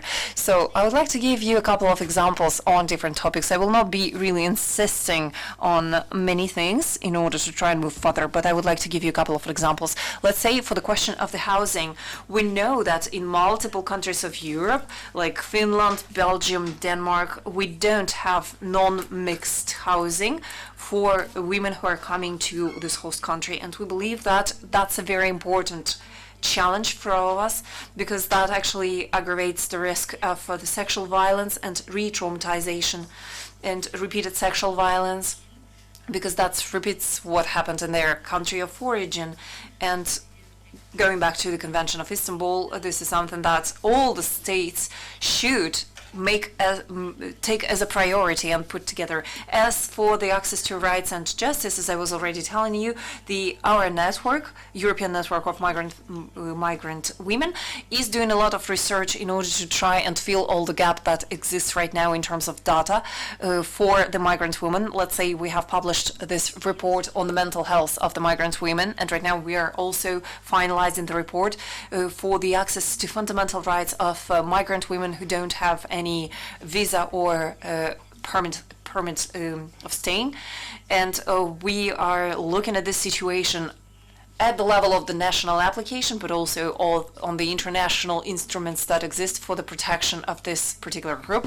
But also we're looking at the application, meaning that the national laws should also respect the international tools. It has to be integrated within the national legislation, but the practical application of all of this is widely insufficient. So in all the countries that we have studied the situation, we have noticed this. We have also talked to case laws at the level of the European Court. We have examined all of this case laws, and we have seen that it's insufficient for the migrant women, very insufficient. We can find very few case law, and this actually illustrates the lack of access to justice and to law for migrant women in Europe. So there's a lack of information as well that is here.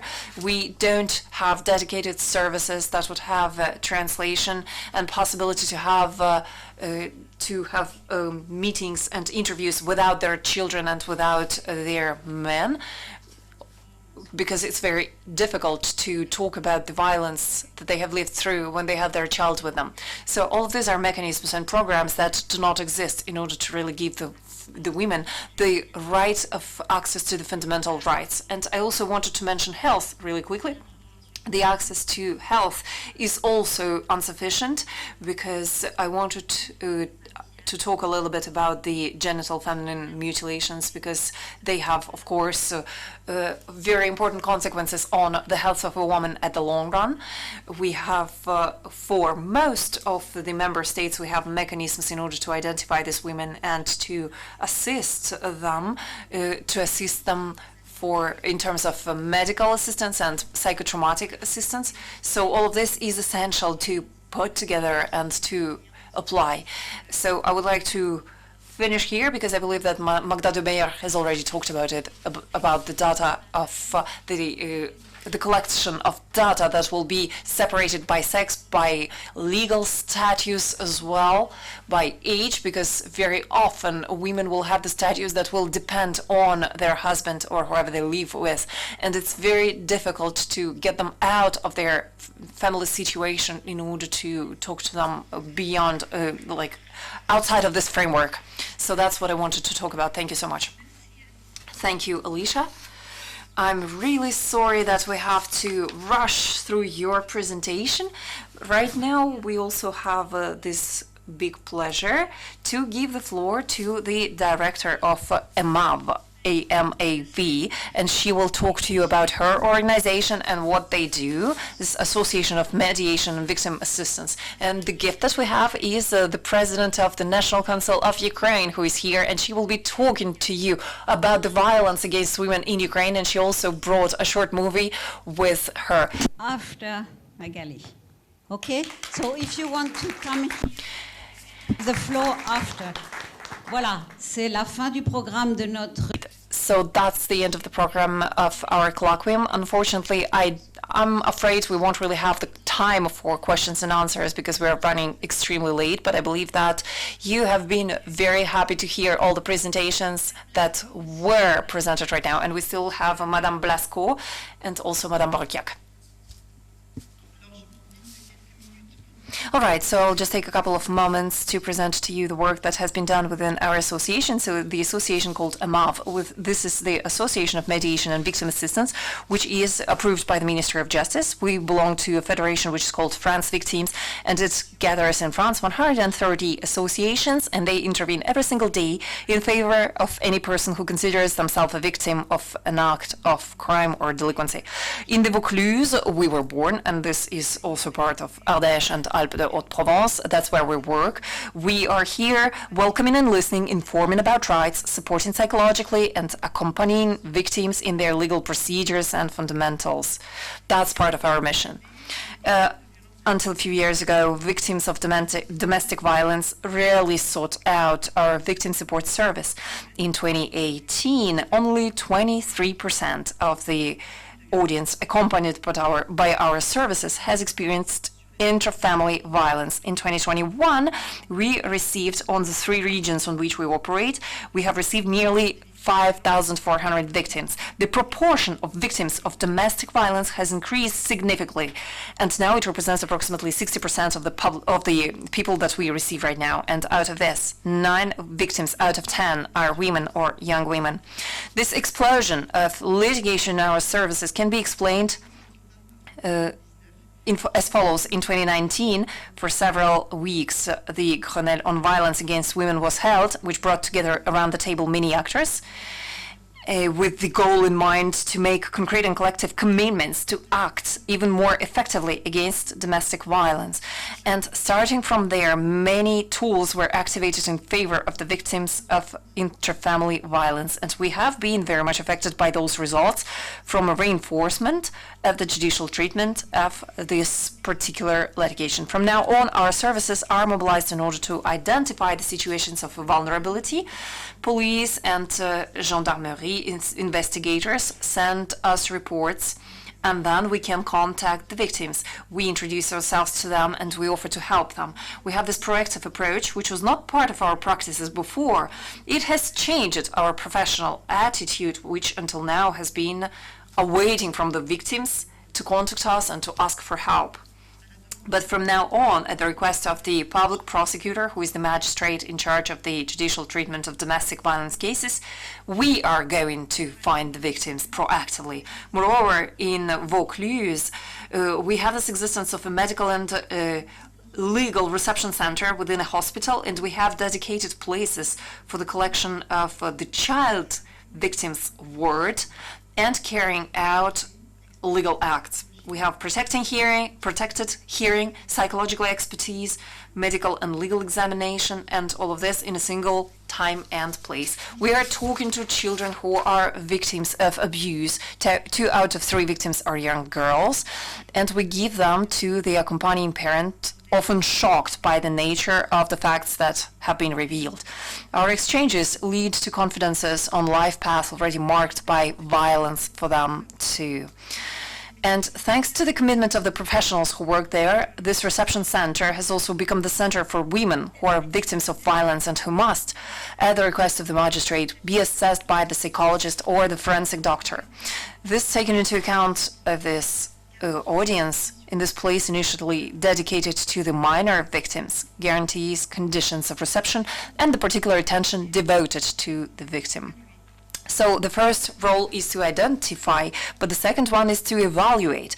During this proactive contact, we have to take time for a specific and individualized interview in order to evaluate the victim's living conditions, resources, environment, the nature of violence, and its evolution in the family history or marital history. We have to evaluate the place of the children as well as the situation of danger to which the victim and her family are exposed. And at the end of this evaluation, because it's not just an overview, it's an evaluation, so at the end of this evaluation we have a written report that is sent to the magistrate, allowing him or her to have elements of appreciation while making his or her decision. And these methods of intervention represent a lot of work. Sometimes it makes us work in a very short periods, produce results in very short periods, when a police custody is in progress or when a fast hearing is to come. However, they allow us to gather valuable information that the victim would not have dared to confide in a police officer. And this assessment complements the judicial hearing and sheds light on intimate aspects of the victim's life. The third important axis for us, after having identified and evaluated, is protecting victims. So this assessment also makes it possible to recommend protective measures that only the magistrate can decide are justified. These measures are, of course, different, varied, and they can be combined, adapted to each situation with respect to the vulnerability of the victim and the degree of danger to which he or she is exposed. Among others, prohibitions to appear, to approach, or to enter into contact can be pronounced. Teleprotection devices, such as serious danger telephone and anti-reconnection bracelet, can be deployed for the benefit of a victim in serious danger. We also have some new collaborations that have been added to this protection dynamics. The incarcerated perpetrator or criminal, the victim, which she is not threatened by the environment, experiences a break that she can make the most of. However, the release of the perpetrator from prison is a step that is worked on collectively by the services concerned, allowing us to inform the victim of this forthcoming deadline, but also to proceed once again with the evaluation of his situation and his protection needs, because we don't have to lose the sight of the victim despite the phases of break. So thanks to this evolution, women victims of domestic violence are now much better identified, better listened to, better understood, and better evaluated. Nevertheless, we understand that the proportion of those who remain invisible or silent is still very high. As I have already mentioned, in our victim support service, we are concerned with all the victims as soon as the judicial authorities refers the matter to us, and from now on as soon as it is aware of the facts. So we offer to be at their side throughout their judicial process, provide them with reinforced support while they benefit from protection measures, working with them on their autonomy. And the diversity of the actors that are mobilized around the fight against violence against women enriches the offer of the care. Social, judicial, medical, sports, artistic, and so on. The respective knowledge of our missions and our interactions are in favor of the victims. And finally, what I wanted also to say in terms of the domestic violence, also we are very much preoccupied by the question of recovery.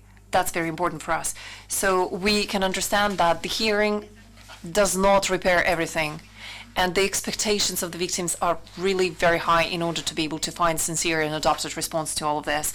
This is why for a couple of years now our victim support service has been offering, in partnership with the Penitentiary Services for Integration and Probation, which is called SPIP, and the Judicial Protection of Youth, which is called PJJ, which respectively accompany major and minor offender. They go with restorative justice mechanisms, and they offer it in order to provide spaces for expression, exchanges, and meetings between victims and offenders.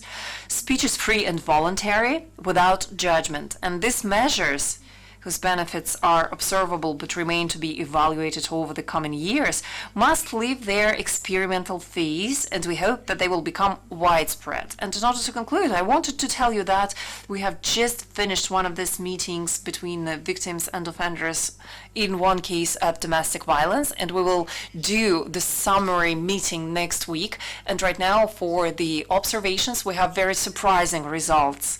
Thank you so much for your attention. Thank you. Thank you very much. This was incredibly important and interesting to hear what you're doing right now. So it's interesting to know what is the state of art and what you're doing. And now I would like to give the floor to Ludmila Boroniak, and she comes from Ukraine. And starting from the beginning of the events that you all are very well aware of, the two of us, we have had a lot of communication by phone and so on. It was quite regular because we had to stay in touch. So she's still alive, and that's absolutely wonderful. And until last week, we weren't even sure that she would be able to come. And she's here with her granddaughter, who looks exactly like her. And she brought to us this movie about the violence against women in Ukraine. So she will talk to us about this. So this is a little gift that was a surprise that we have for you today. Thank you so much. Thank you. Yeah, I want to talk about the most violence, the violence in time war, and I'd like next, please. This is our Chernihiv, village. This Chernihiv, that 3 years ago we have our congress, our assembly, and this is Chernihiv village. And next, please. This is Borodyanka. Cluster bombs destroyed homes at night, and many people were killed without even knowing we had a war. We have seen such photos before from Syria, and were scared and sorry for these people. But we did nothing to prevent such terrible violence ever again. We thought it would pass us by. Ukrainian had not passed us by. We must take into account our terrible experience so that it passes you by. This is my house. This is my house, and the window is my window, my bedroom. This is 24 of February, and 6 on the morning. This is helicopter over my roof. I went outside and I saw this helicopter flying over the house, and I lead down from the paratroopers from these helicopters. From 2 minutes, these helicopters, troopers, paratroopers down in airport Vasilkov, 7 kilometers from my house. And another place. And where they were bombing in Ukrainian controlled territories, our emergency services put out fires and dismantled debris. And another.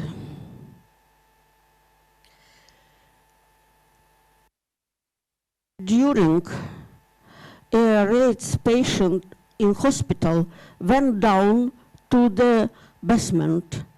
Pregnant women often gave birth in the basement of children.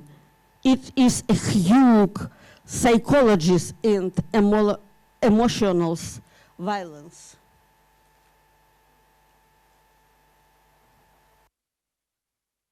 This is children, and these children learn, study, read, and study, write in the bomb shelters. Ukrainian children, yes.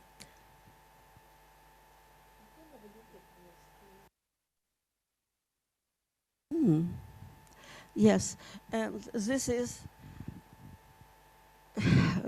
is a mother, maybe 2 or 3 days live in shelters, because 3 or 5 times in each night this is sirena and bomb this is Kiev. This is Kiev 2 months ago. And all mother want to migrant and want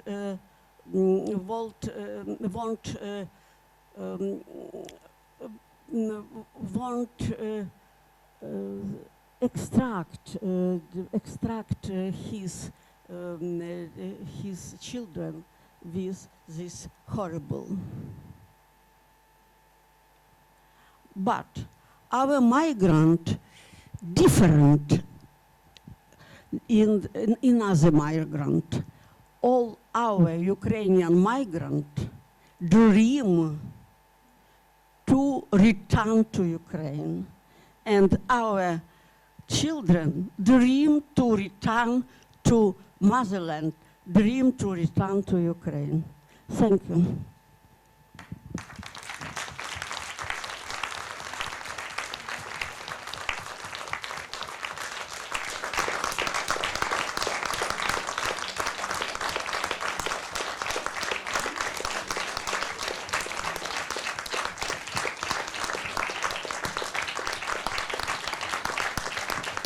Excuse me, because I 2 days ago I be in Ukraine, and it is for me this I can smile, and it is for me very, very strange.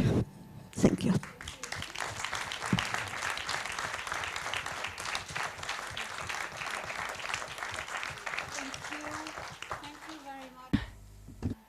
And I'm sure, ironic those days. And just I wanted to say that the first picture, it was a reproduction of the painting of your granddaughter, the eye.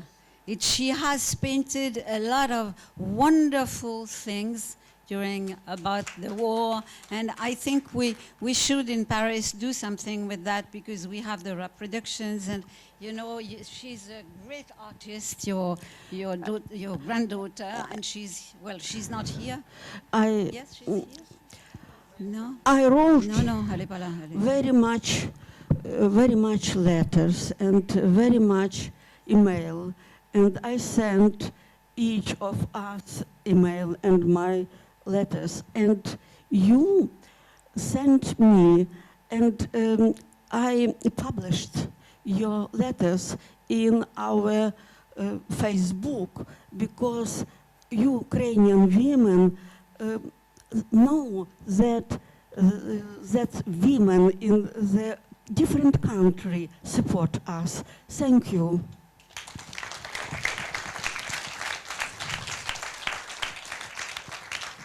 So now we will leave the table for the second part of our afternoon, and sorry for the question and answer, but it's too late.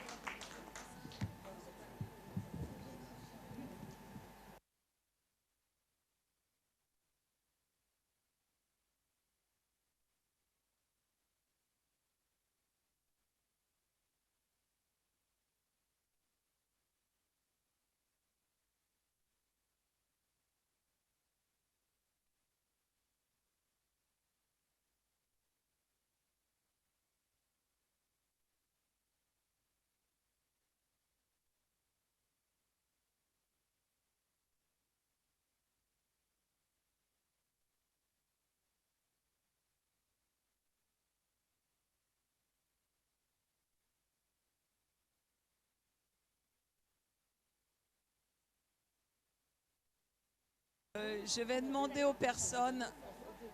Now I'm going to ask the participants of the second roundtable. Could I have your attention, please?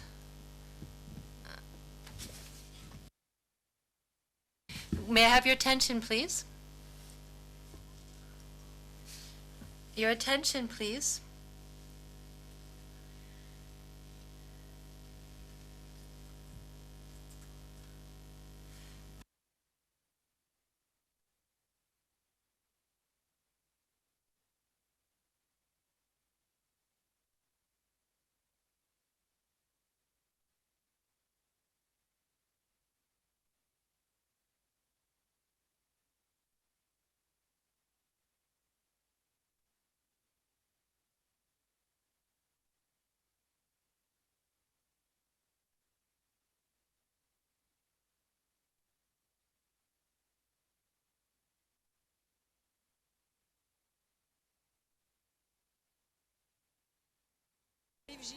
Monsieur Ginet.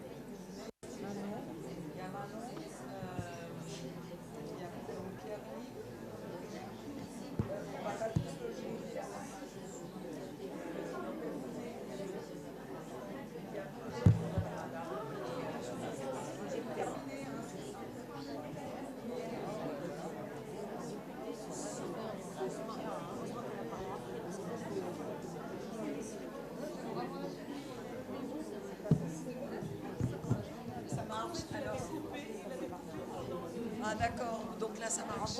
Ok. Monsieur Pierre-Yves Ginet. So I would like to see if Pierre-Yves Ginet, are you here?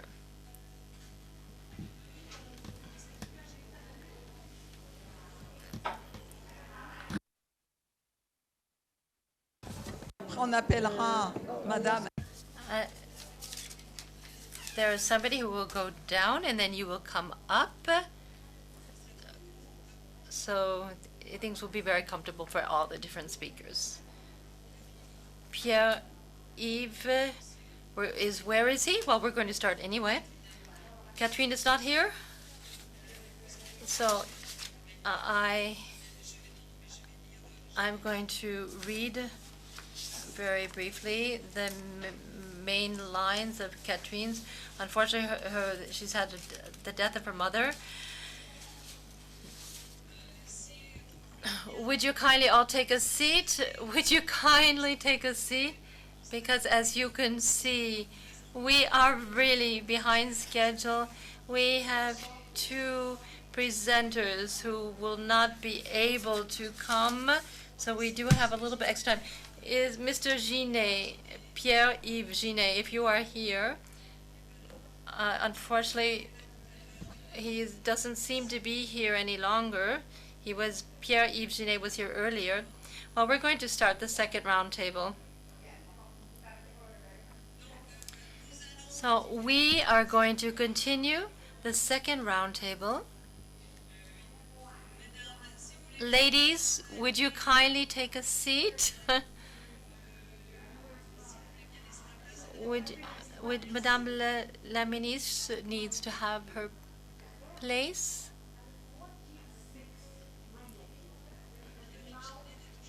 Well, I don't think Pierre-Yves Ginet is here. He's going to come later. So we're going to start. We're going to start the second roundtable concerning autonomy of all women and girls, which requires real equality between men and women. Our first presenter, Catherine Lester, unfortunately could not join us because her mother died last week. And so she cannot be here this afternoon. In fact, she sent me her text, which we will publish, of course. I am going to, however, to give you some of the main points about what she wanted to present, and I will summarize it. So, Catherine Lacher, assistant to the head of department Women's Right and Gender Equality between Men and Women at the DGCS, which is the DG of the social cohesion. She works on close ties with the cabinet of the minister in charge of gender equality. She is also steering the major mandate, the great cause, which is to fight against all forms of violence, economic equality, professional equality, and the environment of equality. So I see Mr. Ginet is here.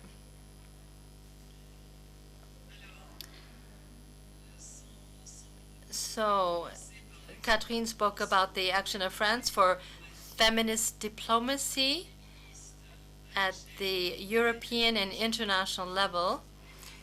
Since the beginning of the French president's term in 2017, whose mandate has just been returned, he declared equality between men and women would be the major cause for his 5-year term. He proposed in September 2019 at the tribune of the UN to make this a major international cause.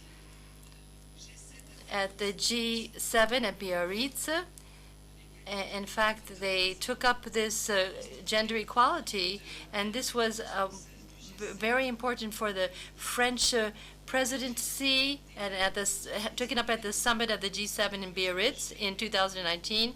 And I'm really summarizing everything, but you will be able to see the complete text. There also was, in August, France had this ISO standard, gender equality standard, which was an initiative of France, and it's becoming a negotiation under negotiation of an international level. ISO standard is a voluntary standard which has been designed as a practical guideline so you can take up different actions in favor of equality. Since 2021, different advocacy actions have been set up so that new countries would join the project and participate in the elaboration of the standard. To do this, you have a detailed mapping of the partner countries that are hesitant or against this have been established in partnership with AFNOR. The webinars and different bilateral meetings have been regularly organized with different standardization bodies, NGOs, and international organizations. Another important event which took place 6 months ago, or a little bit 8 months ago, was France, as you know, was the co-organizer of the Generation Forum for Equality, and this was an international feminist meeting, which is the most important one since the Beijing conference in 1995. It was initiated by the Women's UN. It was co-presided by France and Mexico in partnership with civil society and youth. At this forum, there were 6 coalition areas, multi-actor partnerships, it associated governments, civil society, private sector to obtain concrete, measurable measures for a 5-year period. And the topics: violence against gender, justice, economic, and also right to dispose of one's body, rights for health and sexual health and reproductive health, and also feminist action for climate justice, technology, equality between men and women, movements, and feminist leadership.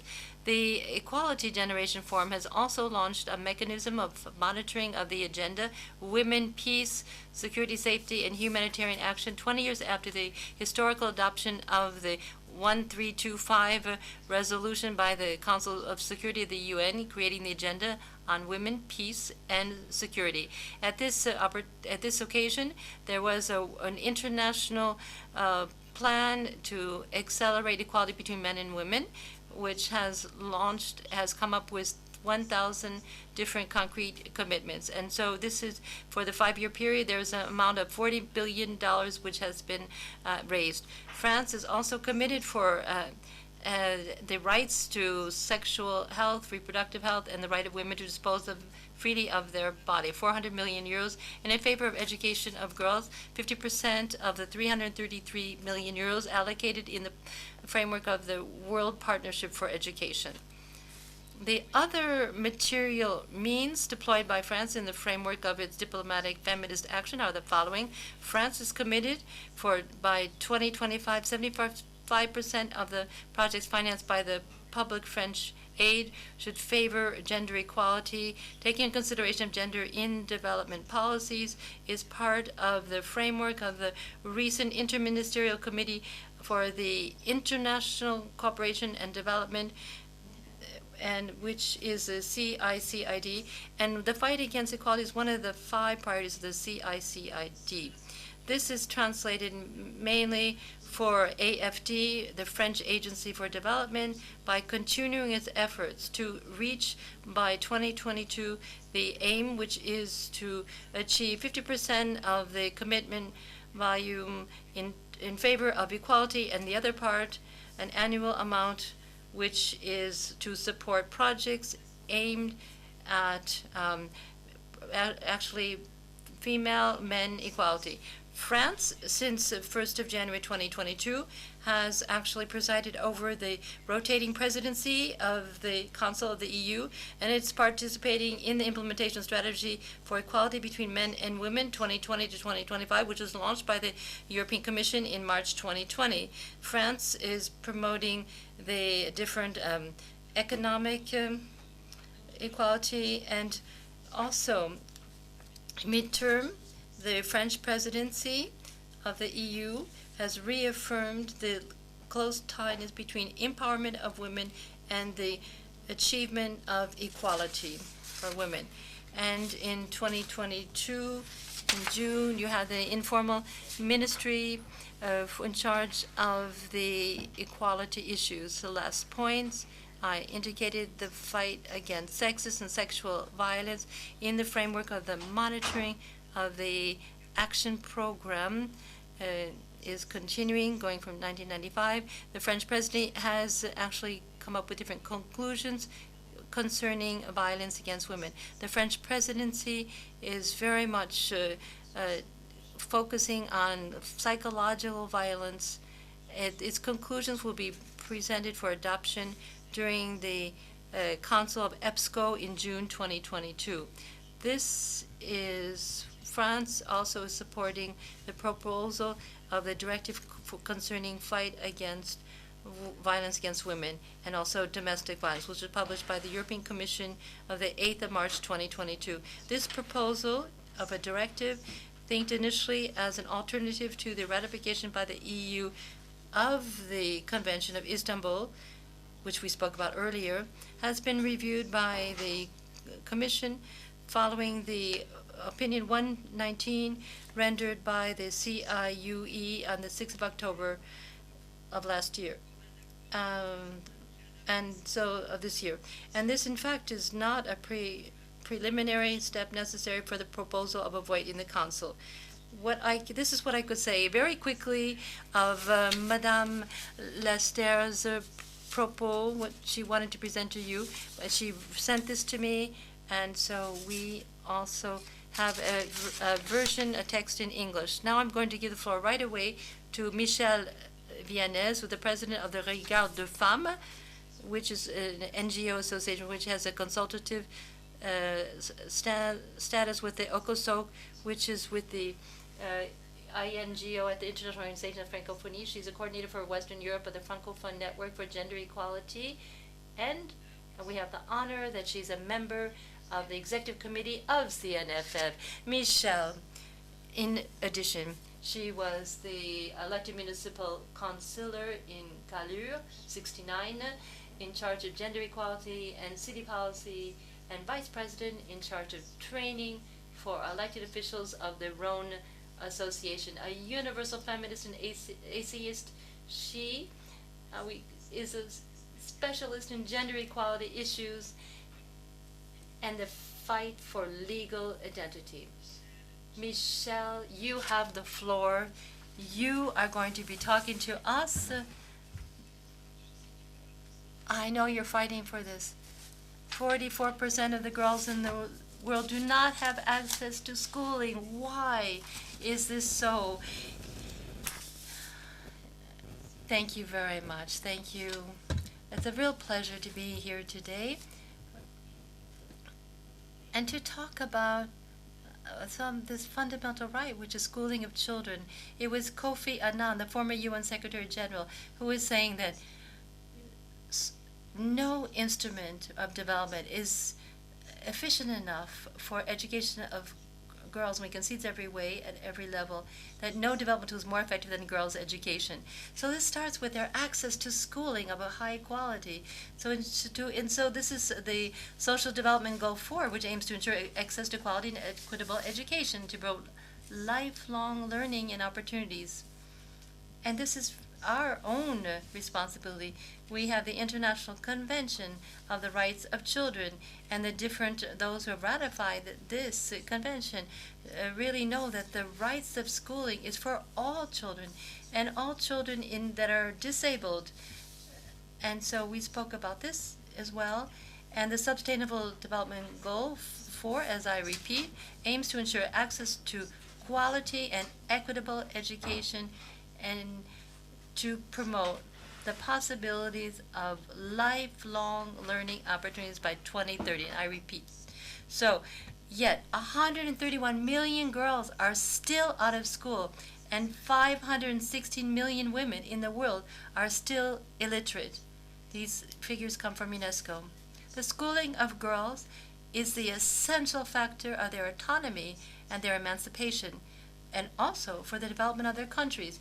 For no girl to be left behind in development, it is essential that they are registered at birth and that they have a legal identity, which is another Sustainable Development Goal, 16.9.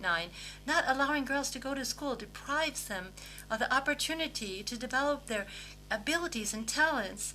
It also deprives their children of these opportunities, and it allows poverty to persist. To build a more balanced and fulfilling world for all, girls' access to primary, secondary, and higher education, especially in scientific and technical fields, is essential. This implies acting against the blockages created by the family and society, and against verbal, physical, and sexual violence that can be exercised at school and on the way to school against girls. I, in fact, have 3 parts for my presentation. It's obvious. Education of girls is essential for their development and that of their society and their country, and the blockages at the education of girls. And then, of course, the positive is the best practices to have quality education for all the girls. Education that is universal. First of all, education of girls as essential for their development. Schooling of girls, as I was saying, is a factor for development. It has become one of the major challenges of the Millennium Goals. And so education is progressing in certain countries, and there we see that infant mortality is reducing. The spreading of pandemics is better controlled. An educated woman is better able to educate her children and to send them to school. Do not allow girls to go to school is to deprive them, as I was saying earlier, of developing their own talents, their own capacities. And children, girls and boys of illiterate women are the most numerous to not have been schooled. There was a study which has children from 7 to 14 years of sub-Saharan Africa. 73% of the mothers who were schooled were also, the mothers were schooled, the children were schooled. And it goes to 50% of percentage if the mothers have not been to school. So we see this relationship. We see the number in households and schooling and income depends on education. If a woman has gone to high school, she has more. A woman without any education will have many more children, who has 6.7 as compared to only some 2 children if they have been educated women. So we don't need to be experts. The level of schooling of girls reflects the degree of freedom and democracy of a country. So what are the blockages? Well, traditions and costumes. You have tradition. So you have different household tasks in a school. You have also the school atmosphere which is not safe. You have the cost of school. You have to cost for uniforms and other materials for school. And also, if there's a banning of schools, the young girls who are pregnant, they drop out, and all the different early marriages, and forced as well. Early marriage is always a forced marriage. For us, the first cause is something that's not well known, is the absence of declaration, recording and registering the birth of girls. This is a fundamental right. The universal right is the first right, because this is one gives access to all the other rights. This is important. Absence of a civil status is a mechanism which creates exclusion of society. If they have not been registered, then they are like ghosts. And these are majority of girls who then are deprived of access to an identity, but also to their right to education. And all the children then have to be registered at birth so that they could have schooling and in the health program as well, and that they could be protected against all the different violence.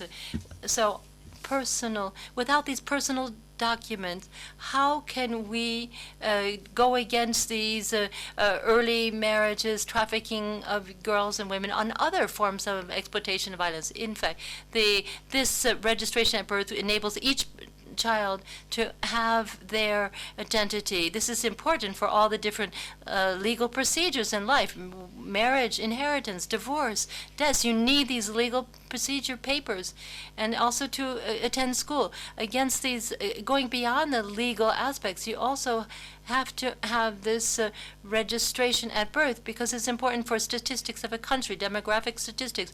It enable the countries to plan different development policies in the area of health and education with these statistics. And then it is possible to follow human development thanks to these civil registries. You can plan vaccination campaigns and also generalize enrollment at primary and secondary school. This data and statistics are very important for international organizations, for funding organizations and NGOs, for programming their activities in a region and a country in particular.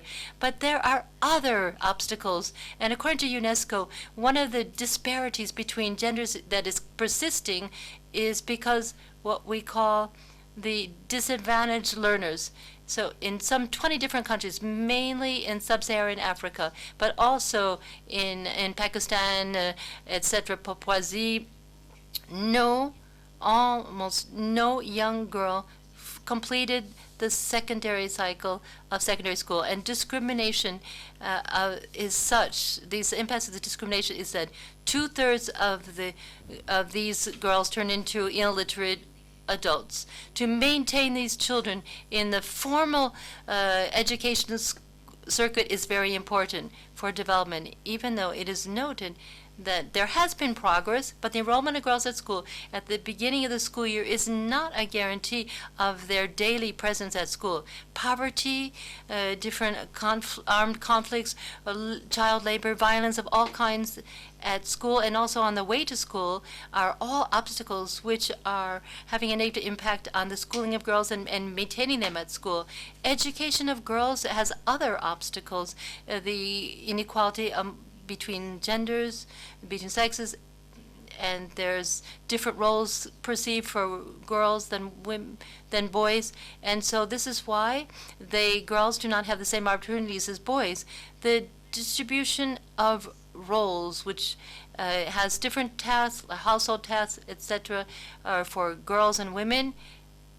And so it is judged much more interesting, much more opportunistic in the situation of poverty or incapacity of parents to work, for example, because they have AIDS or other illnesses. In this case, it's better to have the girls at home so they can handle the different household activities and take care of the family rather than having them enrolled at schools to enable a positive development. So we do see that these always are the social cultural factors which are leading to these severe inequalities on the one hand, and of which we see these huge negative impacts, and this is why girls cannot stay in school, and also it's violating their essential rights. This discrimination, these sexist stereotypes recognized as major obstacles for equality amongst girls and boys and the respective gender equality are still present. These issues are still present. The emergence and mobilization of conservative forms and extremist groups which reject more and more the notion of gender equality and the rights of girls and women, and what they want to, in fact, these extremist groups want to perpetuate the stereotypes concerning the distribution of the different tests for girls and boys, and they do not allow the girls or encourage them to take part in the political sphere or in others. For example, Boko Haram, you have in Boko Haram, and then in Pakistan, Afghanistan, we also have different movements against girls' education. What are these different observations? The international texts and best practices are there. There's many of them. It's very important to recall the different international legal instruments available that have been ratified. You have we have the special group for the elimination of women for Bamako. For the African countries, we have the Human Rights Charter in Africa and the Protocol Merpato. And these oblige based on the equality of men and women, to improve access to primary and secondary school of quality in an environment which is favorable and secure for girls and boys. That's why I mentioned the Convention on the Elimination of All Forms of Discrimination Against Women. Now, funding for schooling of girls is important, and to fight against poverty, which is really the real obstacle to the schooling of girls, and above all, for the eradication of practices that could take place because of discrimination based on sex. You have to have a long-term approach. For example, lunches, cafeterias is important for children, and to have separate bathrooms for girls and boys, access to hygienic programs for girls during menstruation, and also to have special boarding schools with separate boarding schools for girls, and also to fight against the pregnancies is also important for young girls. And so you can maintain girls at school even if they are pregnant. However, tradition is excluding girls by their families to stay in school if they're pregnant. So we have two actions, one in Haiti and the other in Togo, in 2020 and 2021 respectively, for actually to have girls that were excluded from school because of their pregnancy to be able to have an alternative schooling. So it's because health costs are too expensive, so these girls in fact had problems just because they were so poor. They had when they were a single mother, they were pushed into difficult situations like prostitution. So we need awareness raising campaigns for the different vigilance committees to maintain girls in school. This is school is important, and to have teachers in the rural area is very important. In the Côte d'Ivoire, the Club of Mothers were created 15 years ago in the different regional areas of education, and they have long-term support for girls to maintain them in school and in the community for the protection of these girls. And these clubs today are very effective in mobilizing communities to keep girls in school. In conclusion, UNESCO says if all the girls had access to primary education, the marriages of children and infant mortality could be reduced by 1/6, and the education of girls is a question of life or death. I thank you for your attention.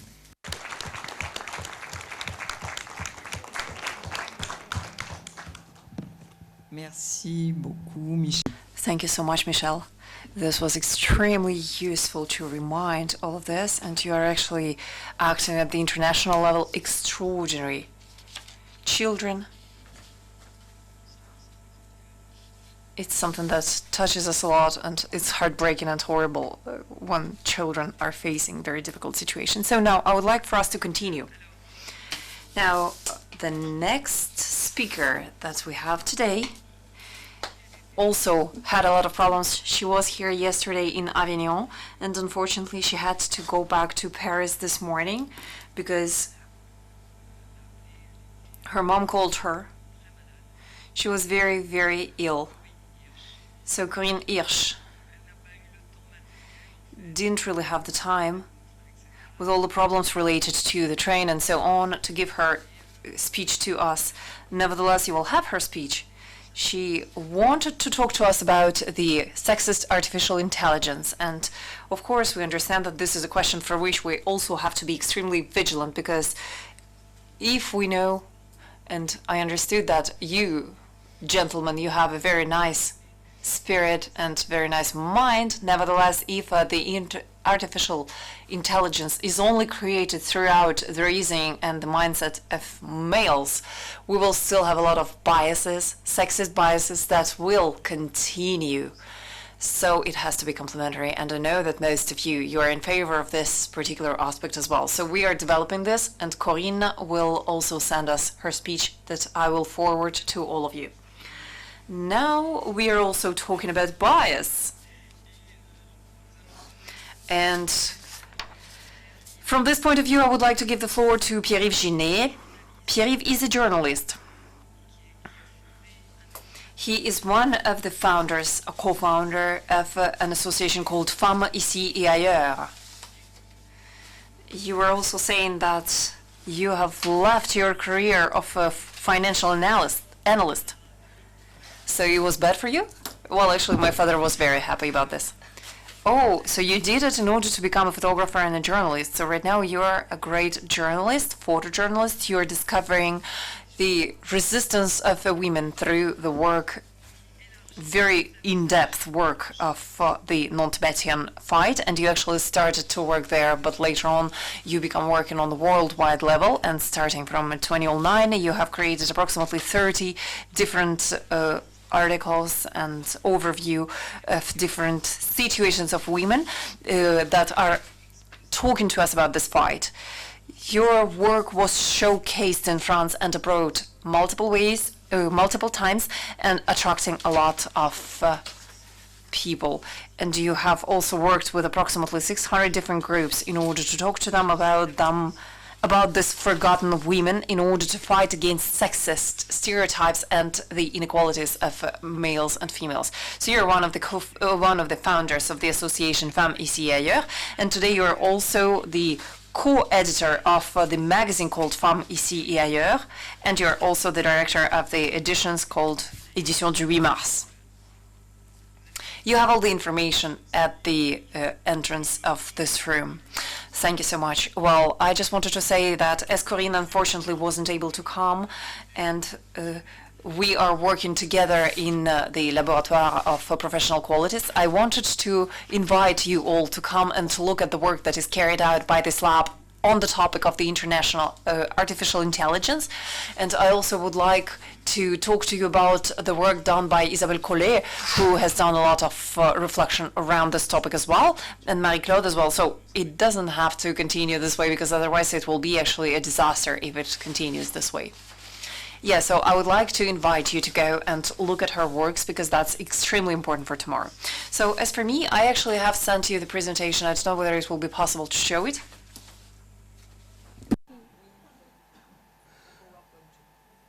Sinon, je vais improviser. Hein. Oh, well, if there's no presentation to show, I will improvise anyway.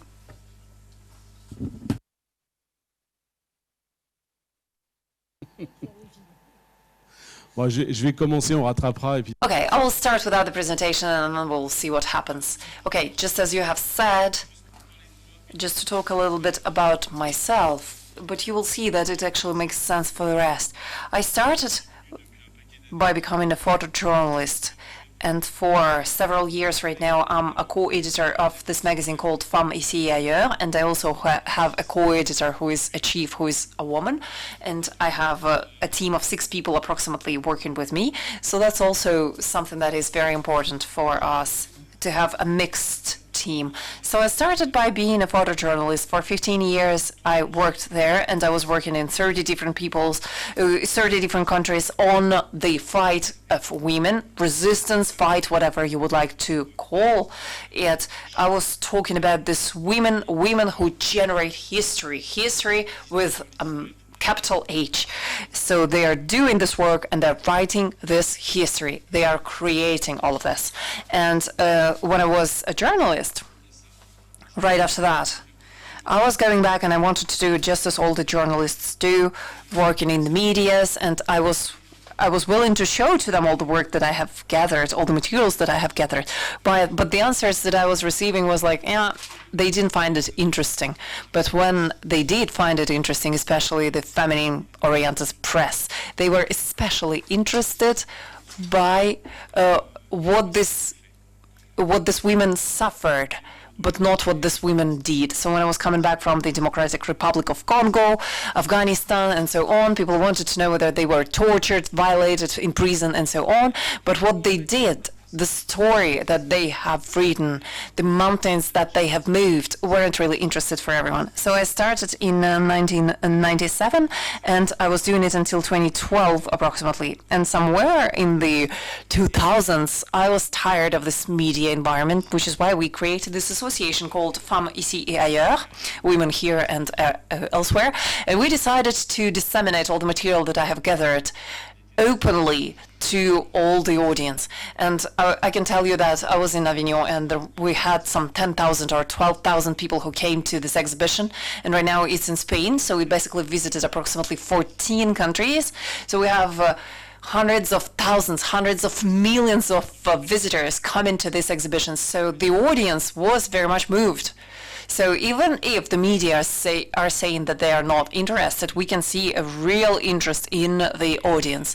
And we also have this books for the comments that are available at the exhibition, and 95% of the comments were of two types. The first one was, how comes that we are not aware? And the second type of comment, the most common that we're receiving. This is incredible, the strength that it gives us, the imagination that it stimulates, and how much we would like to follow this movement and this lady. And I can swear to you, I still have these books with these comments, and these comments are coming all the time. So it actually made us think about the place of the women in the education, because in the information, in the news, because when you're looking at the news every single day, the TV, the radio, the news, I'm not really talking about journalists, but who this info is addressed to, and it was actually measured, and it's absolutely fantastic because I actually have shown it on my slides. Unfortunately, you cannot see them right now, but probably they will be forwarded to you later on. Well, actually, it shows you, and this is not just what I feel, but these are the figures coming from the Media Worldwide Observatory, and this is measured in the whole world. So whatever your country is, I would like to invite you to go and to look at this website and to see what is the place of women in the information that you're receiving in your country. In France, we're super average. We're average with respect to the European level, to the worldwide level. We are really far from the top. And the photo tells us that in 75% of cases, the informations and the news are talking about males. Well, I think that in terms of equality here, we still have a long way to go. And the 25% remaining are especially aiming the written press, because we don't really have the control behind it.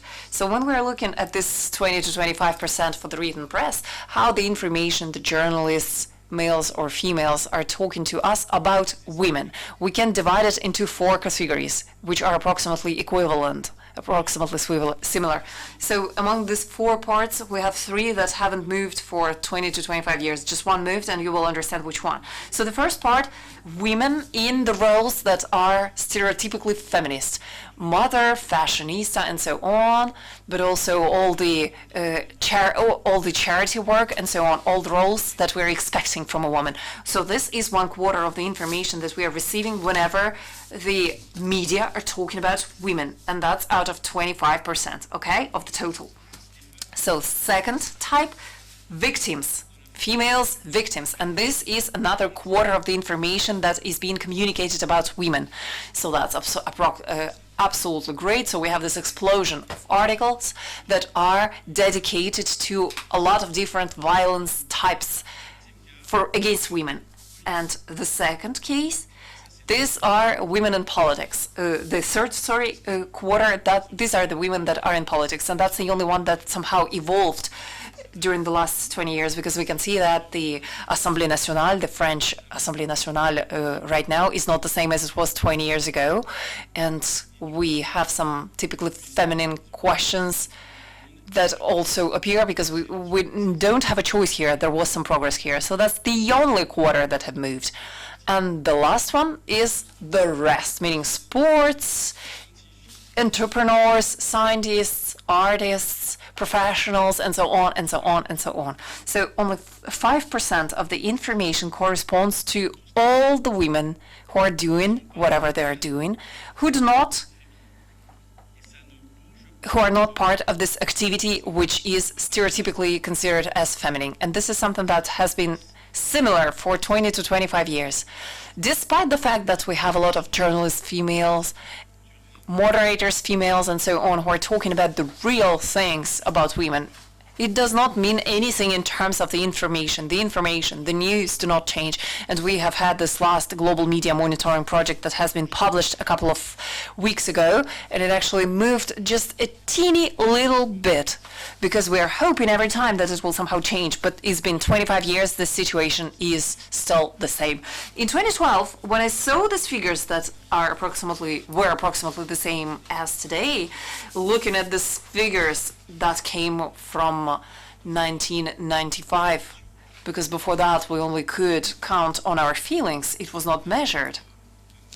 So we actually carried out two types of actions. First of all, we came to see the politicians, telling them, you know what, at the level of the Ministry of Media, the freedom of speech is approximately great, and journalists wouldn't deny it, but probably it's important for us to find the balance between males and females, men and women, in terms, let's say, of the grants, because for now, for women, this will be 0 grants, and for some countries, and I'm thinking here about Spain or Belgium, this is not the case, but for us, we still haven't understood the story. I have been talking to the Minister of Culture, and he was telling me it will change. So yeah, that's it. And all the time I was listening to this absolutely wonderful discourses and so on, but nothing changed. And then in 2012, we had enough of it, because the media world was very inert, and the political world as well, but especially the media world was very frustrating, because when you go and see the editors, the representatives of the media, and I am one of them, and you can see that we can tell them it's not good what you're doing, because you have to represent the world, but you're only representing half of it. So it was not working. So we decided that we had enough, and we decided to create this magazine of information which will represent the current situation of women in France and in the world. And this magazine is called Femmes ici et ailleurs, Women Here and Elsewhere. This is created by the journalists. And just to tell you, this is the magazine of general information talking about women to compensate what all the others never say. So if you love culture, you will find something about culture. Sports, you will find sports. International something, you will find international something. So it's basically the patch that we would like to stick on the rest of the information in order to compensate, to somehow balance what is not given elsewhere. No more than that. And also what I would like to explain with respect to this info is that in France we have multiple media like that. When we started, we were just 2. Right now we have 3 to 4 different media. We have internet and paper, both. And Alisa was talking about values. Well, they actually have different values, all this media. Let's say we don't have the same values that Universalist or another media, or like the workers of the sex industry. This is something that you will never see in our magazine, let's say. That's just an example. So there is this multitude of choices somehow, so you have to choose. But what is important for you is to choose, because in France we have all these people who are reading the feminist press, and the audience is 10 to 20 times bigger than what we have in Belgium. So that's absolutely incredible, and I congratulate you here. In Spain we have a huge mobilization of feminists toward the feminist press. Why? Because this press is a little bit like a culture. That's what Michelle was saying. We have a lot of experts. I'm not part of these experts, but I'm just telling you what I heard from them. There are 3 main axes in order to have this culture of legality that is not there. If it was in our countries, so it wouldn't be just a room of 50 people today, we would have been in a huge room of 2,000 people or something like that. We are not too many to make things move rapidly on these questions. So the 3 main axes that we have here in order to make sure that this culture becomes something legal, according to these experts, are first education, all right, so first is education, and this is something that does not surprise us because Michelle has already talked about it. We also start having companies, and that's also very good, the entrepreneurial world, the corporate world, and that's great because 20 years ago we didn't have the situation, and right now we have more and more companies, especially big companies, that start having a real will of this culture of equality. Probably they have bad reasons behind this. Probably they just don't find enough male workers, but I'm taking this index of equality and it actually moves forward here. We have also some legal requirements that make us progress here. So the corporate world starts changing, and the third axis here is the axis of the media. And I have already explained to you, nothing changes a lot here. But we need you in order to exist, because this is independent press in France, so we don't have advertisement, so this is really independence. So these are just crazy people who are doing this, that's clear. And also, because even if you don't like it, even if you don't read all of these magazines, you will make sure that all these ideas disseminate much faster. If it's not at the level of the audience, it will be at the level of the journalists. If our media work, mine or my neighbors, doesn't matter. But if our media works, something will change tomorrow. It means that other magazines will also start working on these questions. The schools of journalism will also start teaching journalists and students to look at these questions, because right now this is not the case. So the audience, feminist audience, have a lot of power right now, and the Belgian neighbors have already understood it a while ago, and hopefully we will be able to do the same in a very short time. Thank you very much. Merci beaucoup, Pierre-Yves. Thank you so much, Pierre-Yves. Probably we will have some questions, because it's absolutely fascinating. I find it extremely interesting what you have just explained to us. And frankly, as we see more and more journalists, females, I was thinking that the situation started evolving. And finally, right now, my perspective shifted. I see how it is. And really the question is, how can we make the situation change? Because it does not change. And definitely these are the decisions that do not evolve somehow, somewhere in the heads of the media representatives. Yeah, well, it's been 25 years since I started working on this question, and I see that there are more and more young journalists with this feminist vibe, with this feminist culture.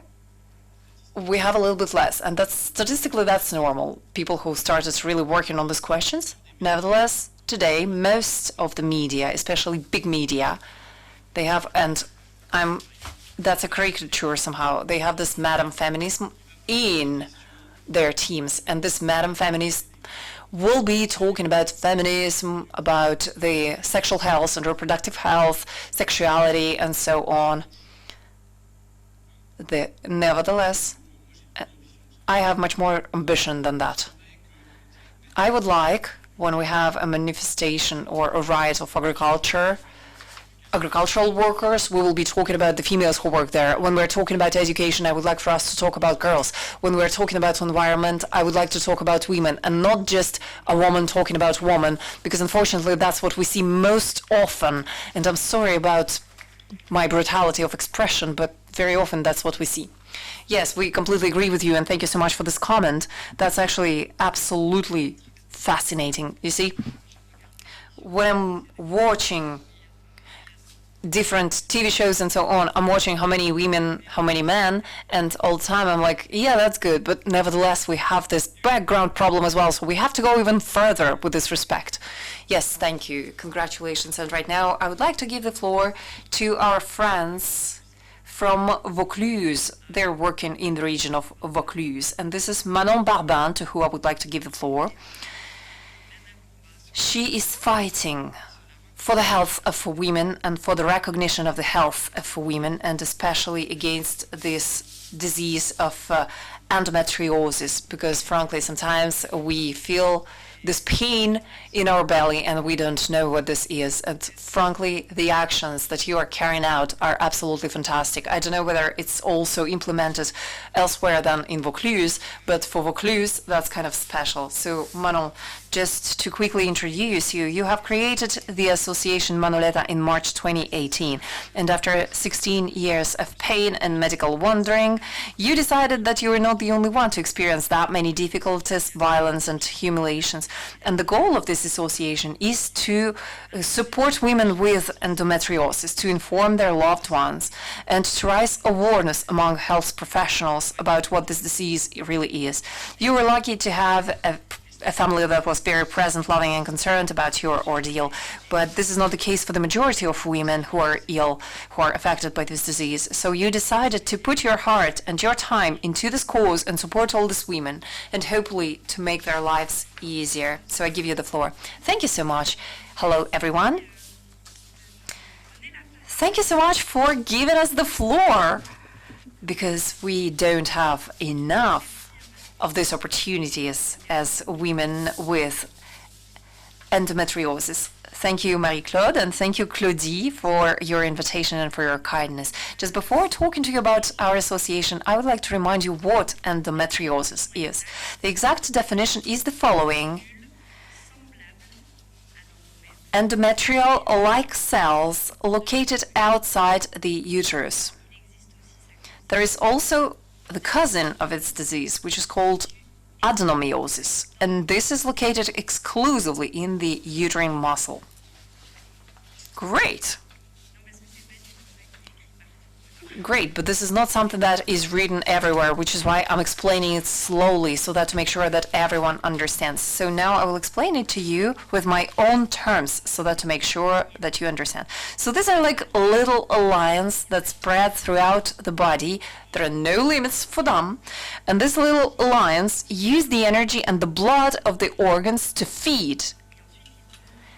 And later they vomit all of this into the body. So once the belly is full and they cannot move, so this little alliance, these little monsters will create adhesions, and they will bring the organs to them. So the body wants to defend itself, and it will create a permanent inflammation. Sounds terrible, right? So endometriosis is unfortunately also something that has a lot of symptoms. First is chronic pain throughout the body, urinary disorders, digestive disorders, bleeding, pain during sexual intercourse, paralyzed legs, lower back pain, weight gain or weight loss, chronic fatigue, memory loss. And to this list, you can also add the secondary effects or the side effects of treatments, because the pills have no less than 20 negative side effects. So that's all clear. So this is not just a pain in the belly. These pains can last from 7 to 20 days per month. Endometriosis is the first cause of infertility. It's affecting 180 million women in the whole world. 4 to 6 million in France. 180 million euros, that's a lot, right? But it's not when this figure is related to women's pain. Endometriosis creates a lot of financial insecurity, because this is not something that is covered by the Social Security, because this disease is not considered as a disease in the whole world. So the Social Security does not take it in charge. It does not cover it at all. So approximately it's 150 euros of expenses every single month just for this disease. And some women cannot afford it. So this is a social problem as well, because everyone around us does not know about this. And there's a lot of disturbance that it creates for us, so it's easier for us to isolate ourselves. It's also disadvantage and a problem at the level of feelings and at the professional level. It's very difficult in terms of job, and they want to fire us because we need to stop working at least 3 times per month. It's also a big problem in terms of information, because many women believe that they're the only ones to have this kind of systems, because the reality is not. We are not informed about this reality because they don't want to scare us. And there is also a big lack of treatments. Very few specialists are aware of this, so we need from 7 to 10 years in order to get the right diagnosis. 7 to 10 years of pain.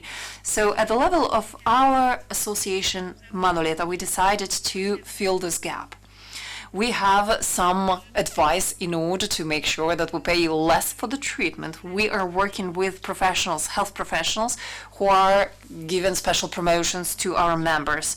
We also have some free tools that we have created to help the women who are affected by this disease. We also have the groups of support with people who are informed so that these women will be able to have a social life. We also participate in a lot of different events in Vaucluse in order to disseminate the right information. We're also creating events in the high school and so on in order to inform people. We are helped by the Professor Olivia Donnet, who is the specialist of endometriosis in Vaucluse, and we have created this campaign for the health professionals as well. We understand that our work represents a small drop in the ocean, but probably this will be a little drop that will make this glass overflow. We are much stronger than this disease. We will never stop fighting against this disease, and we will have some victories here. Thank you so much for your attention, and hopefully you will join us in order to fight against this disease called endometriosis, but also to fight against another disease that is here, which is the lack of understanding and attention. Thank you.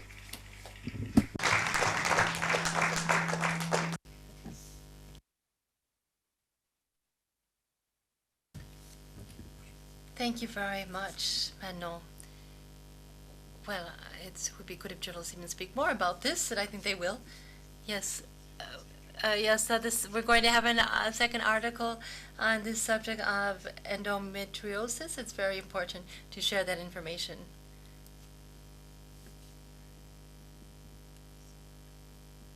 That person is off mic. Regrets the interpreter. I can't do everything, says Manon.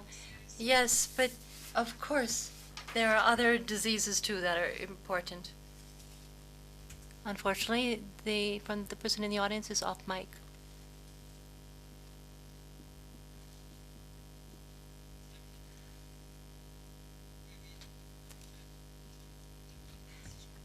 Well, if I can add concerning endometriosis, I'm thinking of the work that has been done in the European Parliament, and some weeks ago with the Minister of Health, Olivier Bertrand, in France, to have this illness becoming recognized. So there is progress.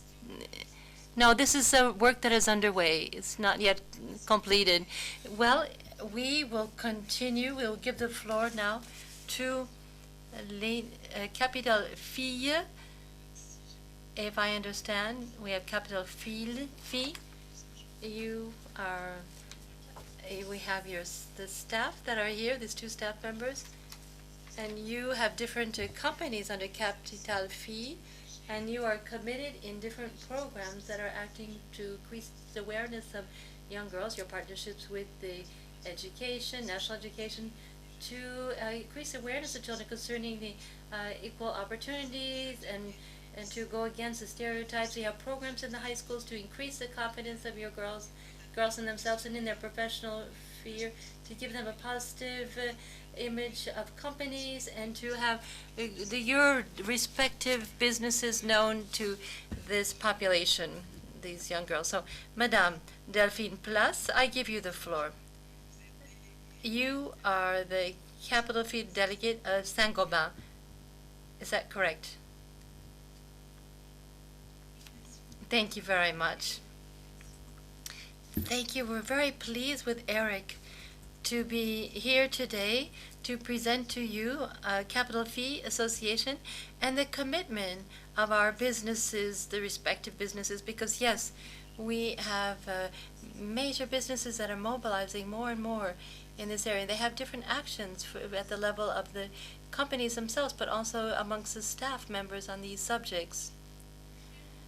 In 2012, with the initiative of Orange and with the support of the Ministry of National Education and Superior Education, Capital Phi was addressing the young girls in high schools that are connected with these special school policies in the municipalities and the rural areas.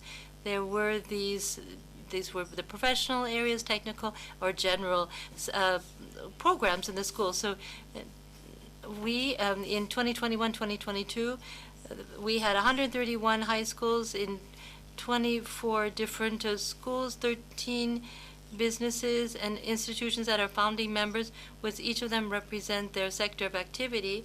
14 active members in the Saint-Gobain activity, 63 companies that are associate members, like at McCormick, and 15 institutions that are also associate members. In these companies, the staff are committed in this program. What do they do? In fact, they actually are there to increase the awareness of girls concerning the equal opportunities and the stereotypes, which could be actually an obstacle to their choice of educational curriculum areas. And so we have working with these young girls and in the high schools and this specific subject to also reinforce the trust of these young girls in themselves and in their professional future, to give a positive and welcoming image of these businesses. And we see that the world of businesses is not well known amongst these young girls. And we want to have our business métiers, business lines to be known, and also future areas. Both of us are in more industrial, my colleague Eric and I are in industrial areas, and so these are scientific, technological, industrial fields which are still very prevalently dominated by men, and girls cannot imagine themselves in those kinds of sectors. It's important to recall that there's a lot of young girls who actually are going down the scientific curriculum area for their high school diploma and scientific subjects. However, after high school, they don't manage to get to engineering schools, and they go rather into the medical or pharma-medical profession rather than engineering. So the idea is to encourage them in their choice of training and orientation. For example, to help them concretely, for example, because at their last year in France, we helped them, the last year in high school, to orientate themselves in the best, what we call the parcours soup, which is to help them choose which schools that they would like. They have a wish list of schools, and so also to help them get an alternative. They can have alternate between school and on-site working at a company, so they can share their time, and this is very important for them to help them get experience, practical experience, and while they're in school. How do we organize this? We organize these special collective workshops in high schools from the second all the way to the last year of high school. We have delegates who coordinate this. Delegates can be men or women. Eric is a delegate, and myself, I am one as well. For this year, we have 14,000 girls that were participating in these kinds of workshops in France. And the second area of action, at the workshops, we develop these kinds of action, and we have an individual mentoring program from young girls from the last year in high school. And after these workshops, these young girls, if they're interested in having an individual tutoring, mentoring, this is assured by the different staff members who become the coaches, and we had 1,300 different pairs of the mentor and tutor. Capital Phi, what do we do? Thanks to its Saint-Gobain of more than 350 years, is in 75 different countries with 66,000 staff, and it wants to make the world a better place, and this is fixing the target for our common world. For our clients, we design and distribute solutions and materials which have a positive impact on the life of each one. each person, and wellness, life quality, and performance, and also taking care of the planet are our aims. We are committed to diversity and inclusiveness, to favor working environment that is very committed and open. You will have mixity of teams, which is based on the voluntary policy of recruitment and actions for promotion, salary equality, and the good balance between life and work. So the Women Empowerment program of the UN, we are part of that program for the 4th year. We have been in the Special Equality Index of the UN. And in this context of the engagement, the environmental and society, social area, which is called Act Sustainably, and especially we are within our network, Women in Network, which is actually acting for promoting equality between men and women. And I would say it is not exclusively feminine network, because it's important for us that this mixity is expressed also with our masculine colleagues, our male colleagues in the company. So Saint-Gobain today is an active member of the Capital Filles Association. In 2021-2022, we had 69 mentors, and especially in the Vaucluse, thanks to our special Winpaka area, we have this program with 3 partner high schools that we've been supporting. We've been supporting 22 young girls, and now I give the floor because his business has more. His company McCormick is more advanced than we are at Saint-Gobain. Hello to everyone. Well, I think there's some gentlemen here. So I'm Eric, so I work for the McCormick. McCormick is a multinational, American multinational group which commercializes different spices, herbs, different kinds of accessories, aroma, flavors. We have 13,000 staff. We have present in over 160 countries. We have 13,000 staff. In France, we market the Ducros, market leader in spices, and Vahiné, market leader in dessert aids brands. Well, so all these, that's us, the dessert aids, Vahiné. So we have 3 industrial sites located in Vaucluse. We employ about 600 people in France. We're one of the biggest private employers in Vaucluse. And so our policy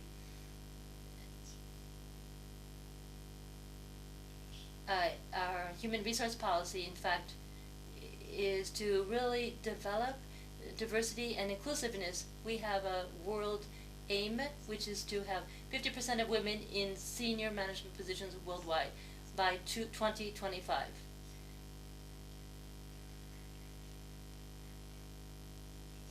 At the end of 2021, we were at 42%.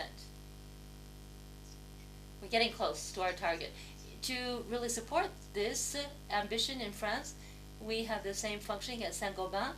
We have a network, we have different employee groups that help, they contribute to the development of women in businesses. So these, in fact, are 30 different events organized each year, organized by our employees. It can be, for example, conferences, training sessions. It also could be testimonies on what really works is to have often a woman who was talking about her testimony, the difficulties she encountered, and how she was able to overcome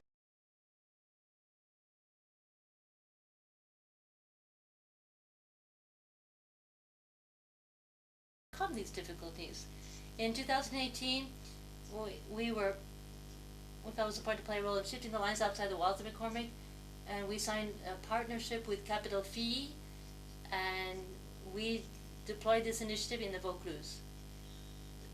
Already since 2018, we've supported 54 girls from lycées, high schools, mainly from the Victor Hugo in Carpentras, and also the Frédéric Mistral High School in Avignon. My role of a delegate is to recruit what we call these godmothers or mentors, and to, as we have heard from Delphine, to really talked about what we do to young girls in high schools. For me, it was really important experience. When I had a little break and then I came back, and I found that how we've advanced. And it was very interesting to see what we could do about professional subjects for the girls. And the girls are listening to us. When we explain to them, when we talk to them about our business, our activities, already we see that we really get the attention of these young girls. So we, of course, are very impressed by this. And we talk to them about prejudices. We have different activities we do for this. And then we have this sponsor who will talk, this mentor will talk about her experiences. When she comes, then nobody speaks. It's just like you're doing now. Everyone listens. And so when you have this mentor talking about her experience, it is really, we can see there's really interest for the mentors. For these girls are so interested in listening to someone who is in the working world. And almost 90% of these young girls in high school are interested in having a tutor. And we need to find more mentors for these young girls. If I have a message to give you today, it's rather for the companies. I really would like to have you do what we do, to really promote diversity, to make things move, the lines move within companies and outside of companies.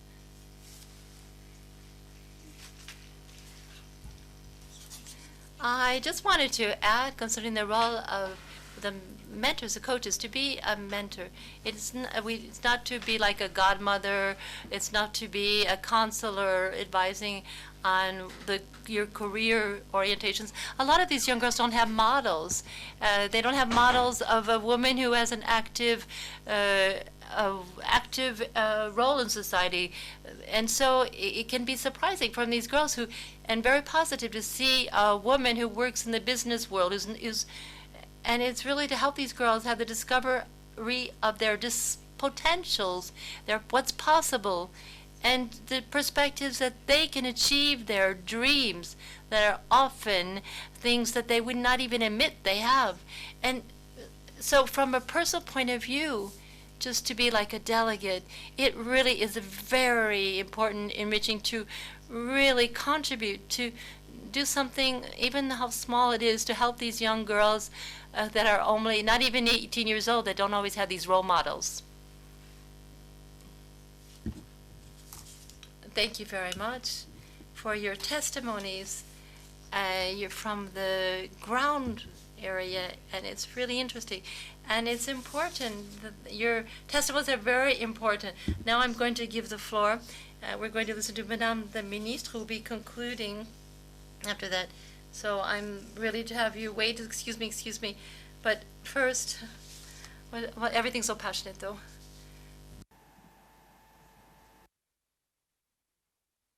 Alors, donc Christelle. So we now have Christelle Goujalin, who will be talking to us about these construction areas. And this is really the fight against the stereotypes, gender stereotypes in this construction area. So it's the GEIQ, which is a group of employers for integration and qualification in the construction area of Vaucluse. Christelle, you are originally from Paris. You studied psychology, sociology. You worked some 15 years in a temporary work. You started on a fixed-term contract, and then you move on to your first company, where you stayed for 10 years. You had to pass internal exams after Paris. In the Paris region, you worked in Normandy, in Ardèche, and you arrived in Avignon in 2014. In addition to temporary work, you have worked in other sectors such as the nuclear industry, advertising, and equipment rental. These professional experiences have allowed you to continue learning and adapting. You've always worked in a male environment, and you feel quite privileged because you've always been respected for your work and your skills, with a few exceptions, but there are always some. Since you're going to be talking to us about that, you're going to be talking about the GEIQ BTP for Vaucluse, which is a group of employers for integration qualification.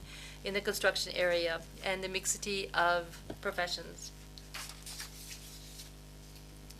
Thank you very much, Madame Bertrand. Thank you for welcoming here and to be talking about our association, which is the GEIQ-BTP. As Madame Bertrand has said, GEIQ-BTP is an employers group for integration and qualification with the status of an association, which is piloted and managed by its member companies that are specialized in construction and public works, BTP in French. These companies are mobilized to promote the integration of people who are far from the labor market. The GEIQ-BTP Vaucluse selects, recruits, and provides its members with employees on work-study contracts or employment integration. Our association includes several structures. We are a team of 8 permanent staff members doing the follow-up and offering to our member companies of the construction public works nearly 100 people per year on a full-time basis. We accompany them towards employment thanks to training and practice in the field. We allow people in a difficult situation to get experience and or training in order to access long-term employment. Our association also wants to accompany its member companies for a successful transition to sustainable development by relying mainly on an action that can no longer be ignored, that is essential today, which is gender diversity in the construction and public works sector. Sustainable development is based on 3 main areas: economical, environmental, and societal. The GEIQ-BTP Vaucluse is an association for integration, so it must respond to humanitarian needs and encourage social equity. The sectors of construction and public works can no longer remain indifferent to environmental, economic, and social problems. Construction companies must be all the more vigilant about parity because it is not only a social issue, but also an economic one. Our association, supported by our member companies in the Vaucluse construction and public works sector, BTP in French, wishes to deconstruct stereotypes and demonstrate that it's quite possible to envision gender diversity within companies.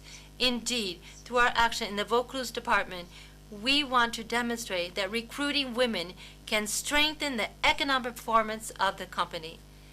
If corporate social responsibility, CSR, is a voluntary approach, it is becoming today an essential approach in the construction sector. In order to be in phase with the subject of equity, the GEIQ-BTP Vaucluse wish to go even further. Indeed, in addition to supporting employment and qualification of people, the GEIQ-BTP Vaucluse wish to develop its activities while respecting strong social, environmental, and economic values. This is why, since this year, we have invested in a corporate social responsibility CSR approach. This is a real investment towards the integration of sustainable development, promoting equal treatment and contributing to the evolution of mindsets are real assets for the companies of the territory and their economic development. Construction companies have everything to gain by offering measures in favor of professional equality within companies. Offering career paths to both women and men motivates employees, and this motivation has a real economic impact. We would like to convince all the companies of construction and public works sector in the Vaucluse that women's access to these professions represents a real asset for the company's performance. Unfortunately, even today, women suffer from many forms of social, human, and or professional discrimination. Through communication, training, and support, we can set up a territorial dynamic by federating all the stakeholders in employment, training, and social professional integration. The idea of this project is to continue our communication action to women in retraining and or with little or no qualification, but also to start this communication from the youngest age in junior high school or in high school. We wish to inform about the job possibilities and about the existing professions, existing training by addressing young girls, young women, before some school orientations, before choosing their different area of orientation, in order to show them that nothing is impossible from the moment they wish to work on a job in the construction sector. And we have this idea to support these women that are in fragile situations, who doubt, who don't dare launch themselves into jobs in the construction industry, even though their personal interest is very present. We want to prove that thanks to positive communication, social professional support and training, that women this way can regain their self-confidence and are no longer afraid to enter some of these previously male-dominated professions. The goals of the GEIQ-BTP Vocus, thanks to the project Gender Diversity in the Construction and Public Work Sector for Women, are to fight against stereotypes, but also to prove that this gender diversity allows to develop a real wealth, entrepreneurial and personal. Our quantitative goal for 2022 is to be able to support, first of all, 10 women in their social professional path by giving them the opportunity to work on site in the construction industry. 10 of our member companies are aware of gender equality and are committed to this project. The idea is this year we'll have one woman, one business. This is for the first step.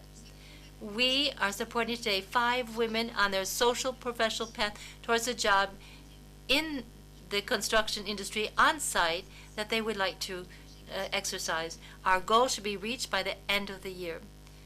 It is thanks to communication and determination that we will be able to multiply these experiences. Even if there is still a long way to go, mindsets are starting to change.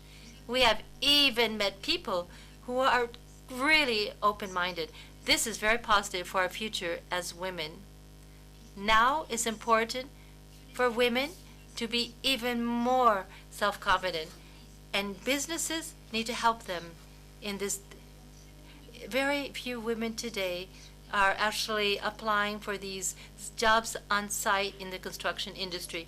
Our project concerning mixity is to support these women by presenting to them these professions differently, and to show them that certain professions, or that they are more difficult physically than other jobs in employment in the construction area. The GEIQ-BTP Vocus hopes that each of the actions carried out throughout the world will have a real impact on achieving sustainable development. It is necessary to continue to give confidence and to have confidence. Thank you for your attention.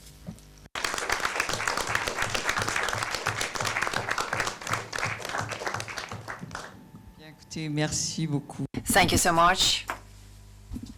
Thank you so much to the 4 of you. And now we would like to give the floor to Madame the Minister. She is the former Minister in charge of Equality. She is President of the International Institute for Human Rights and Peace.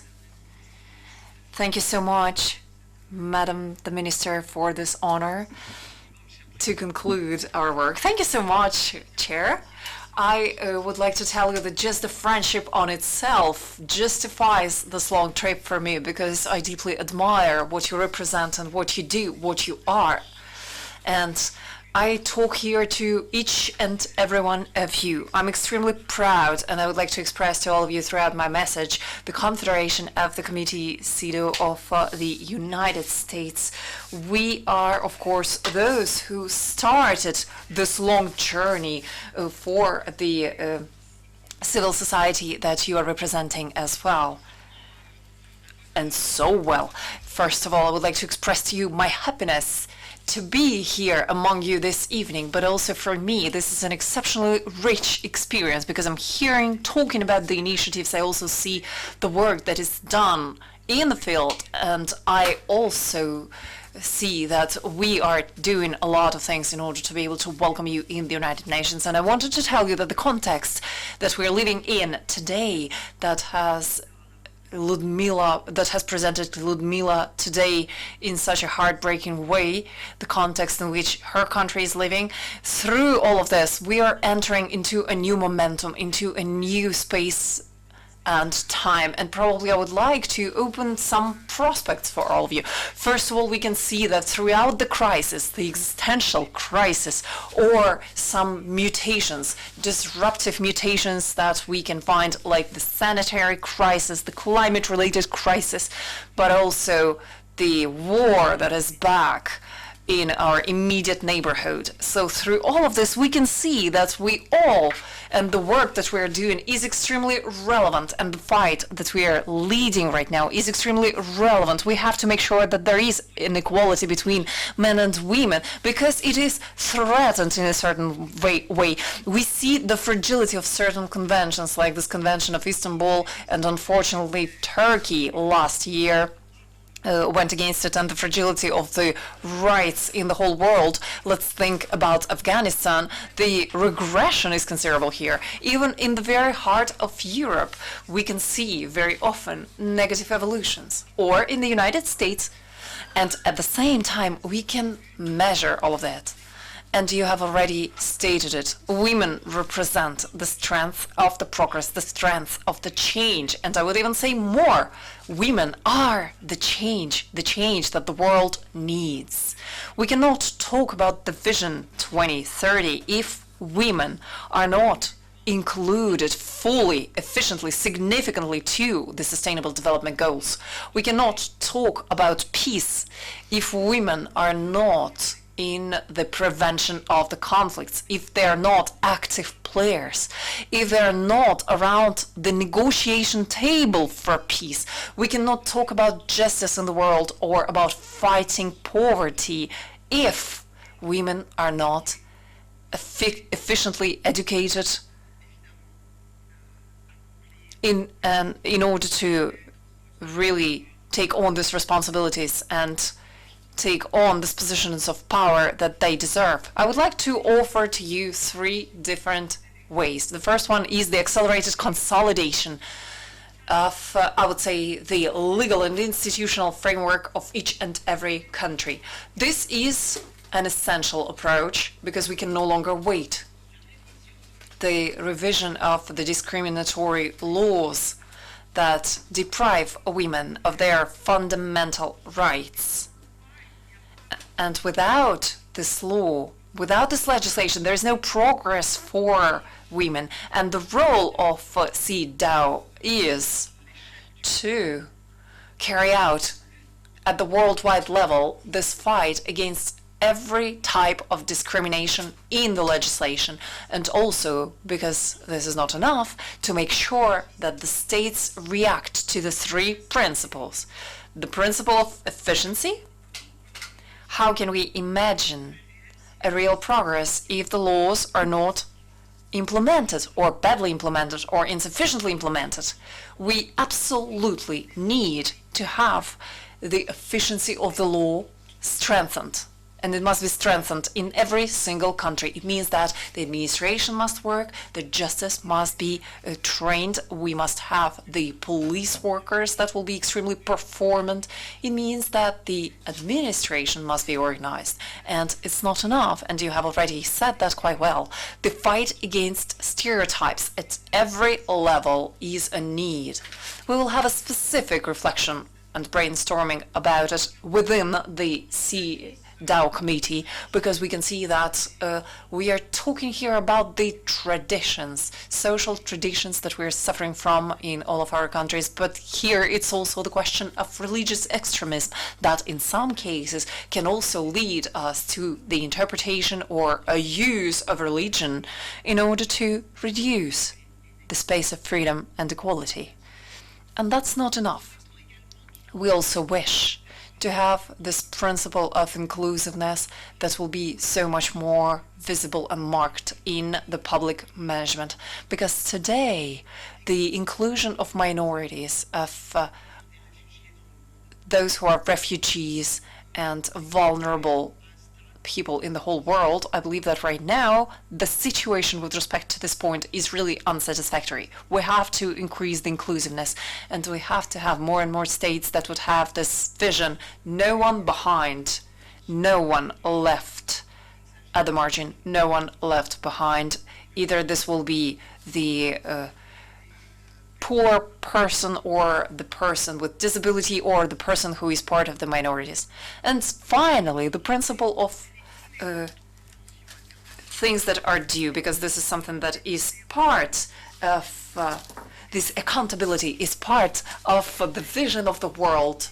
We cannot sign, ratify, commit without having this will and the efficiency to be accountable for the civil society, but also to the treaty bodies of the UN. We have to consolidate all of this together with this reflection, and we have to go even further. You have already said, make the limits move. And we have said in the committee of the UN, which is in charge of the rights of women, we have this will to promote the global systemic approach that will eradicate the violence if women are staying in the inequality-based family status, that would promote leadership if women are not going to school. We must, because of the global aspect of the CIF Convention that identifies what equality is in the public life, in the politic life, in the social and economic rights at school, at home, and also within a family. This is why this global approach is necessary for us, and we are carrying it out together with the Sustainable Development Goals and within the framework of the goals for 2030, because the vision for 2030 is impossible to implement without a systemic progress on equality. And I also would like to finish on a third point, which is incredibly important, because within CIDAO, I will also be leading the universal reflection on the inclusive and equal governance. I am a politician. I have been a politician all my life, and I also have been a diplomat. So I do not accept, and I can state it firmly, I do not accept for us to speak about women while thinking about measures and proposals and suggestions without having re-evaluated at the global level their status within each and every society.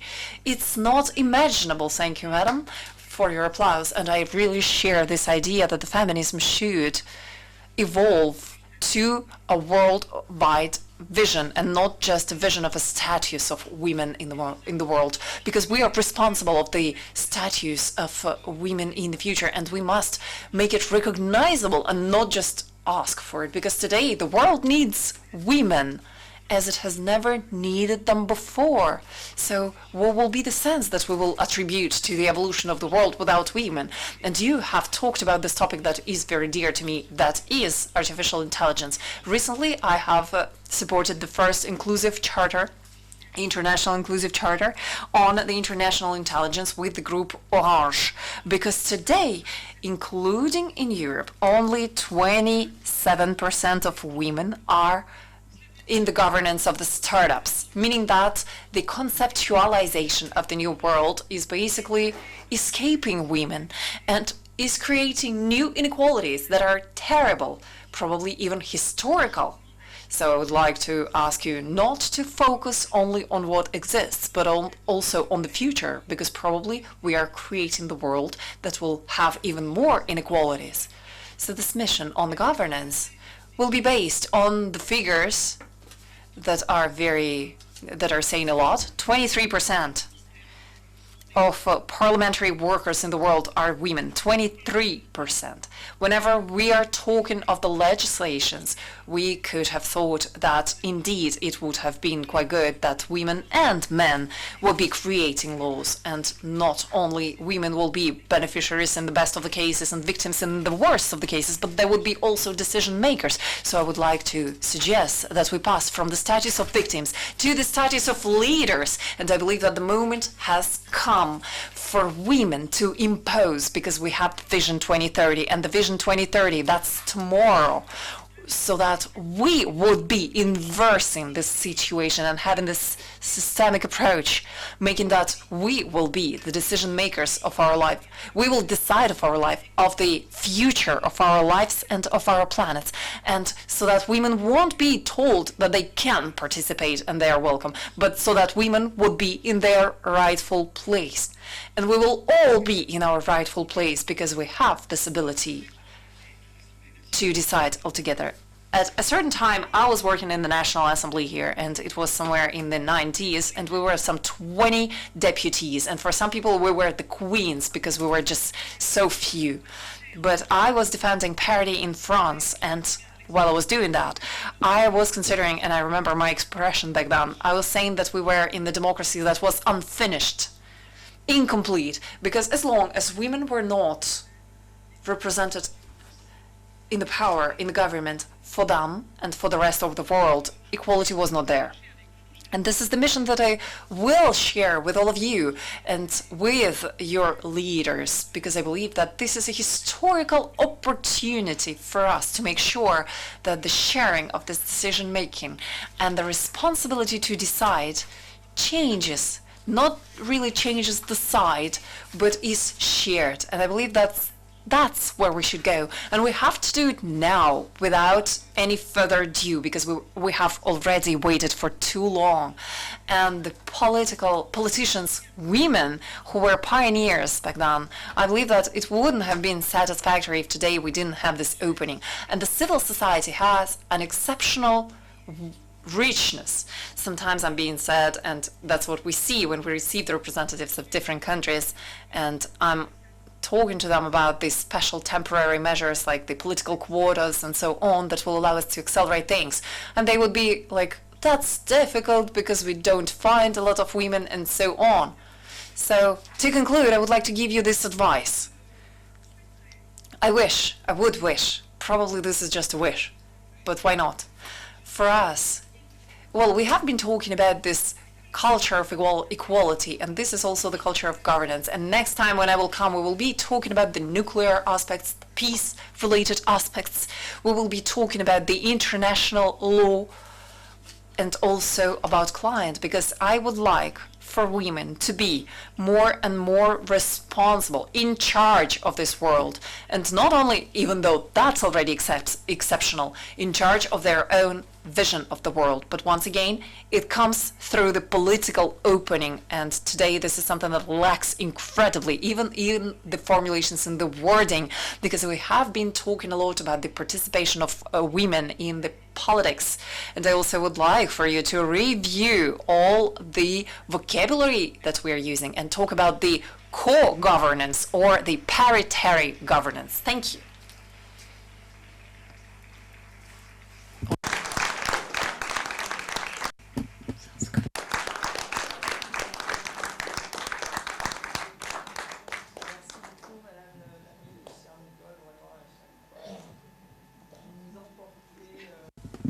Thank you so much. Unfortunately, the person has no mic and it's impossible to hear.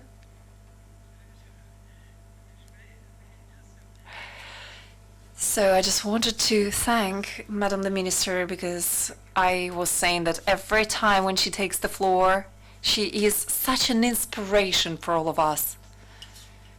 She also supports us a lot, so that's absolutely wonderful. Thank you so much. And also thank you so much for spending this evening with us. It's really very, very pleasant for all of us. So probably, Madam, the President of the International Council, Dr. Young-Soo Kim, probably you would take the floor now, please.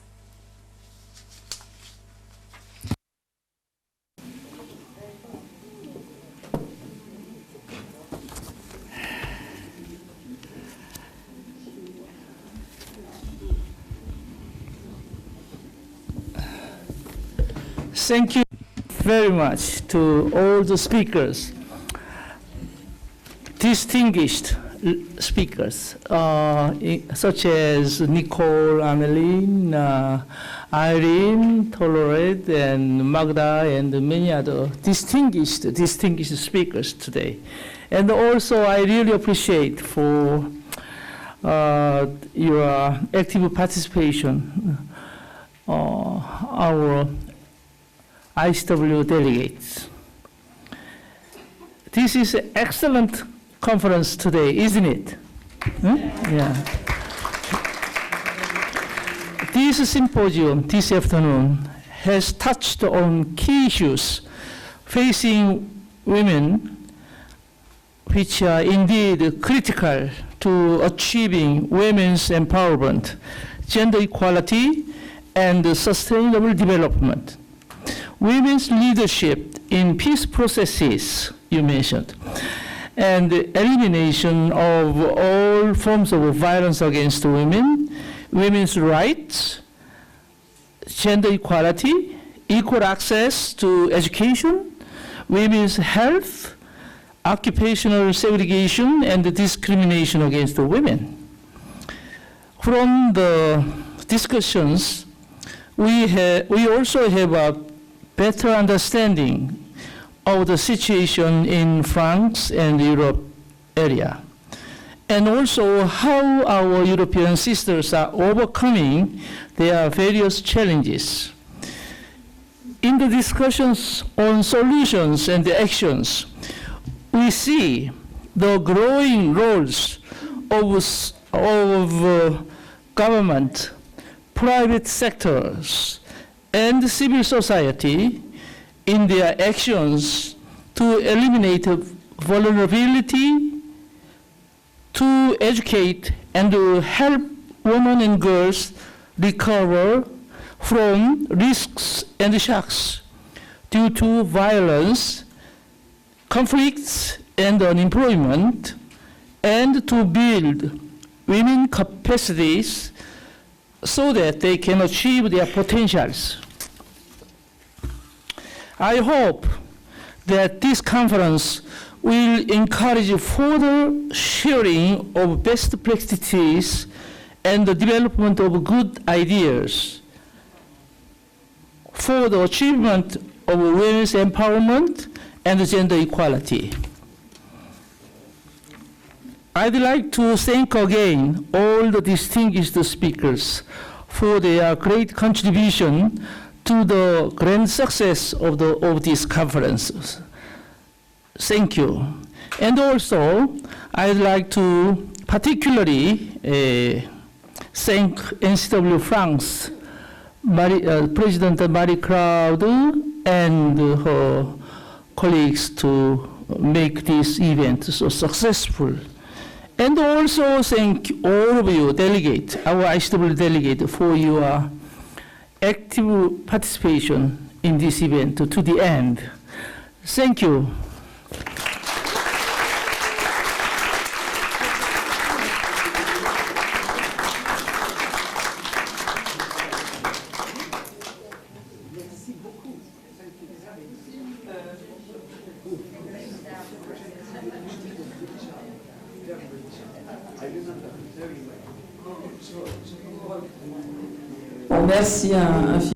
Thank you. Thank you so much for your presence.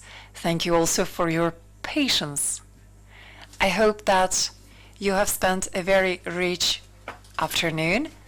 For those who are leaving this conference, because delegates of the national councils are still working, you still have some work. Our general director will explain to all of you how the workshops will be organized, because we will have them for approximately 45 minutes. And for those who are leaving this conference, please do not forget to leave the headsets at the door. Do not take them with you. Thank you so much.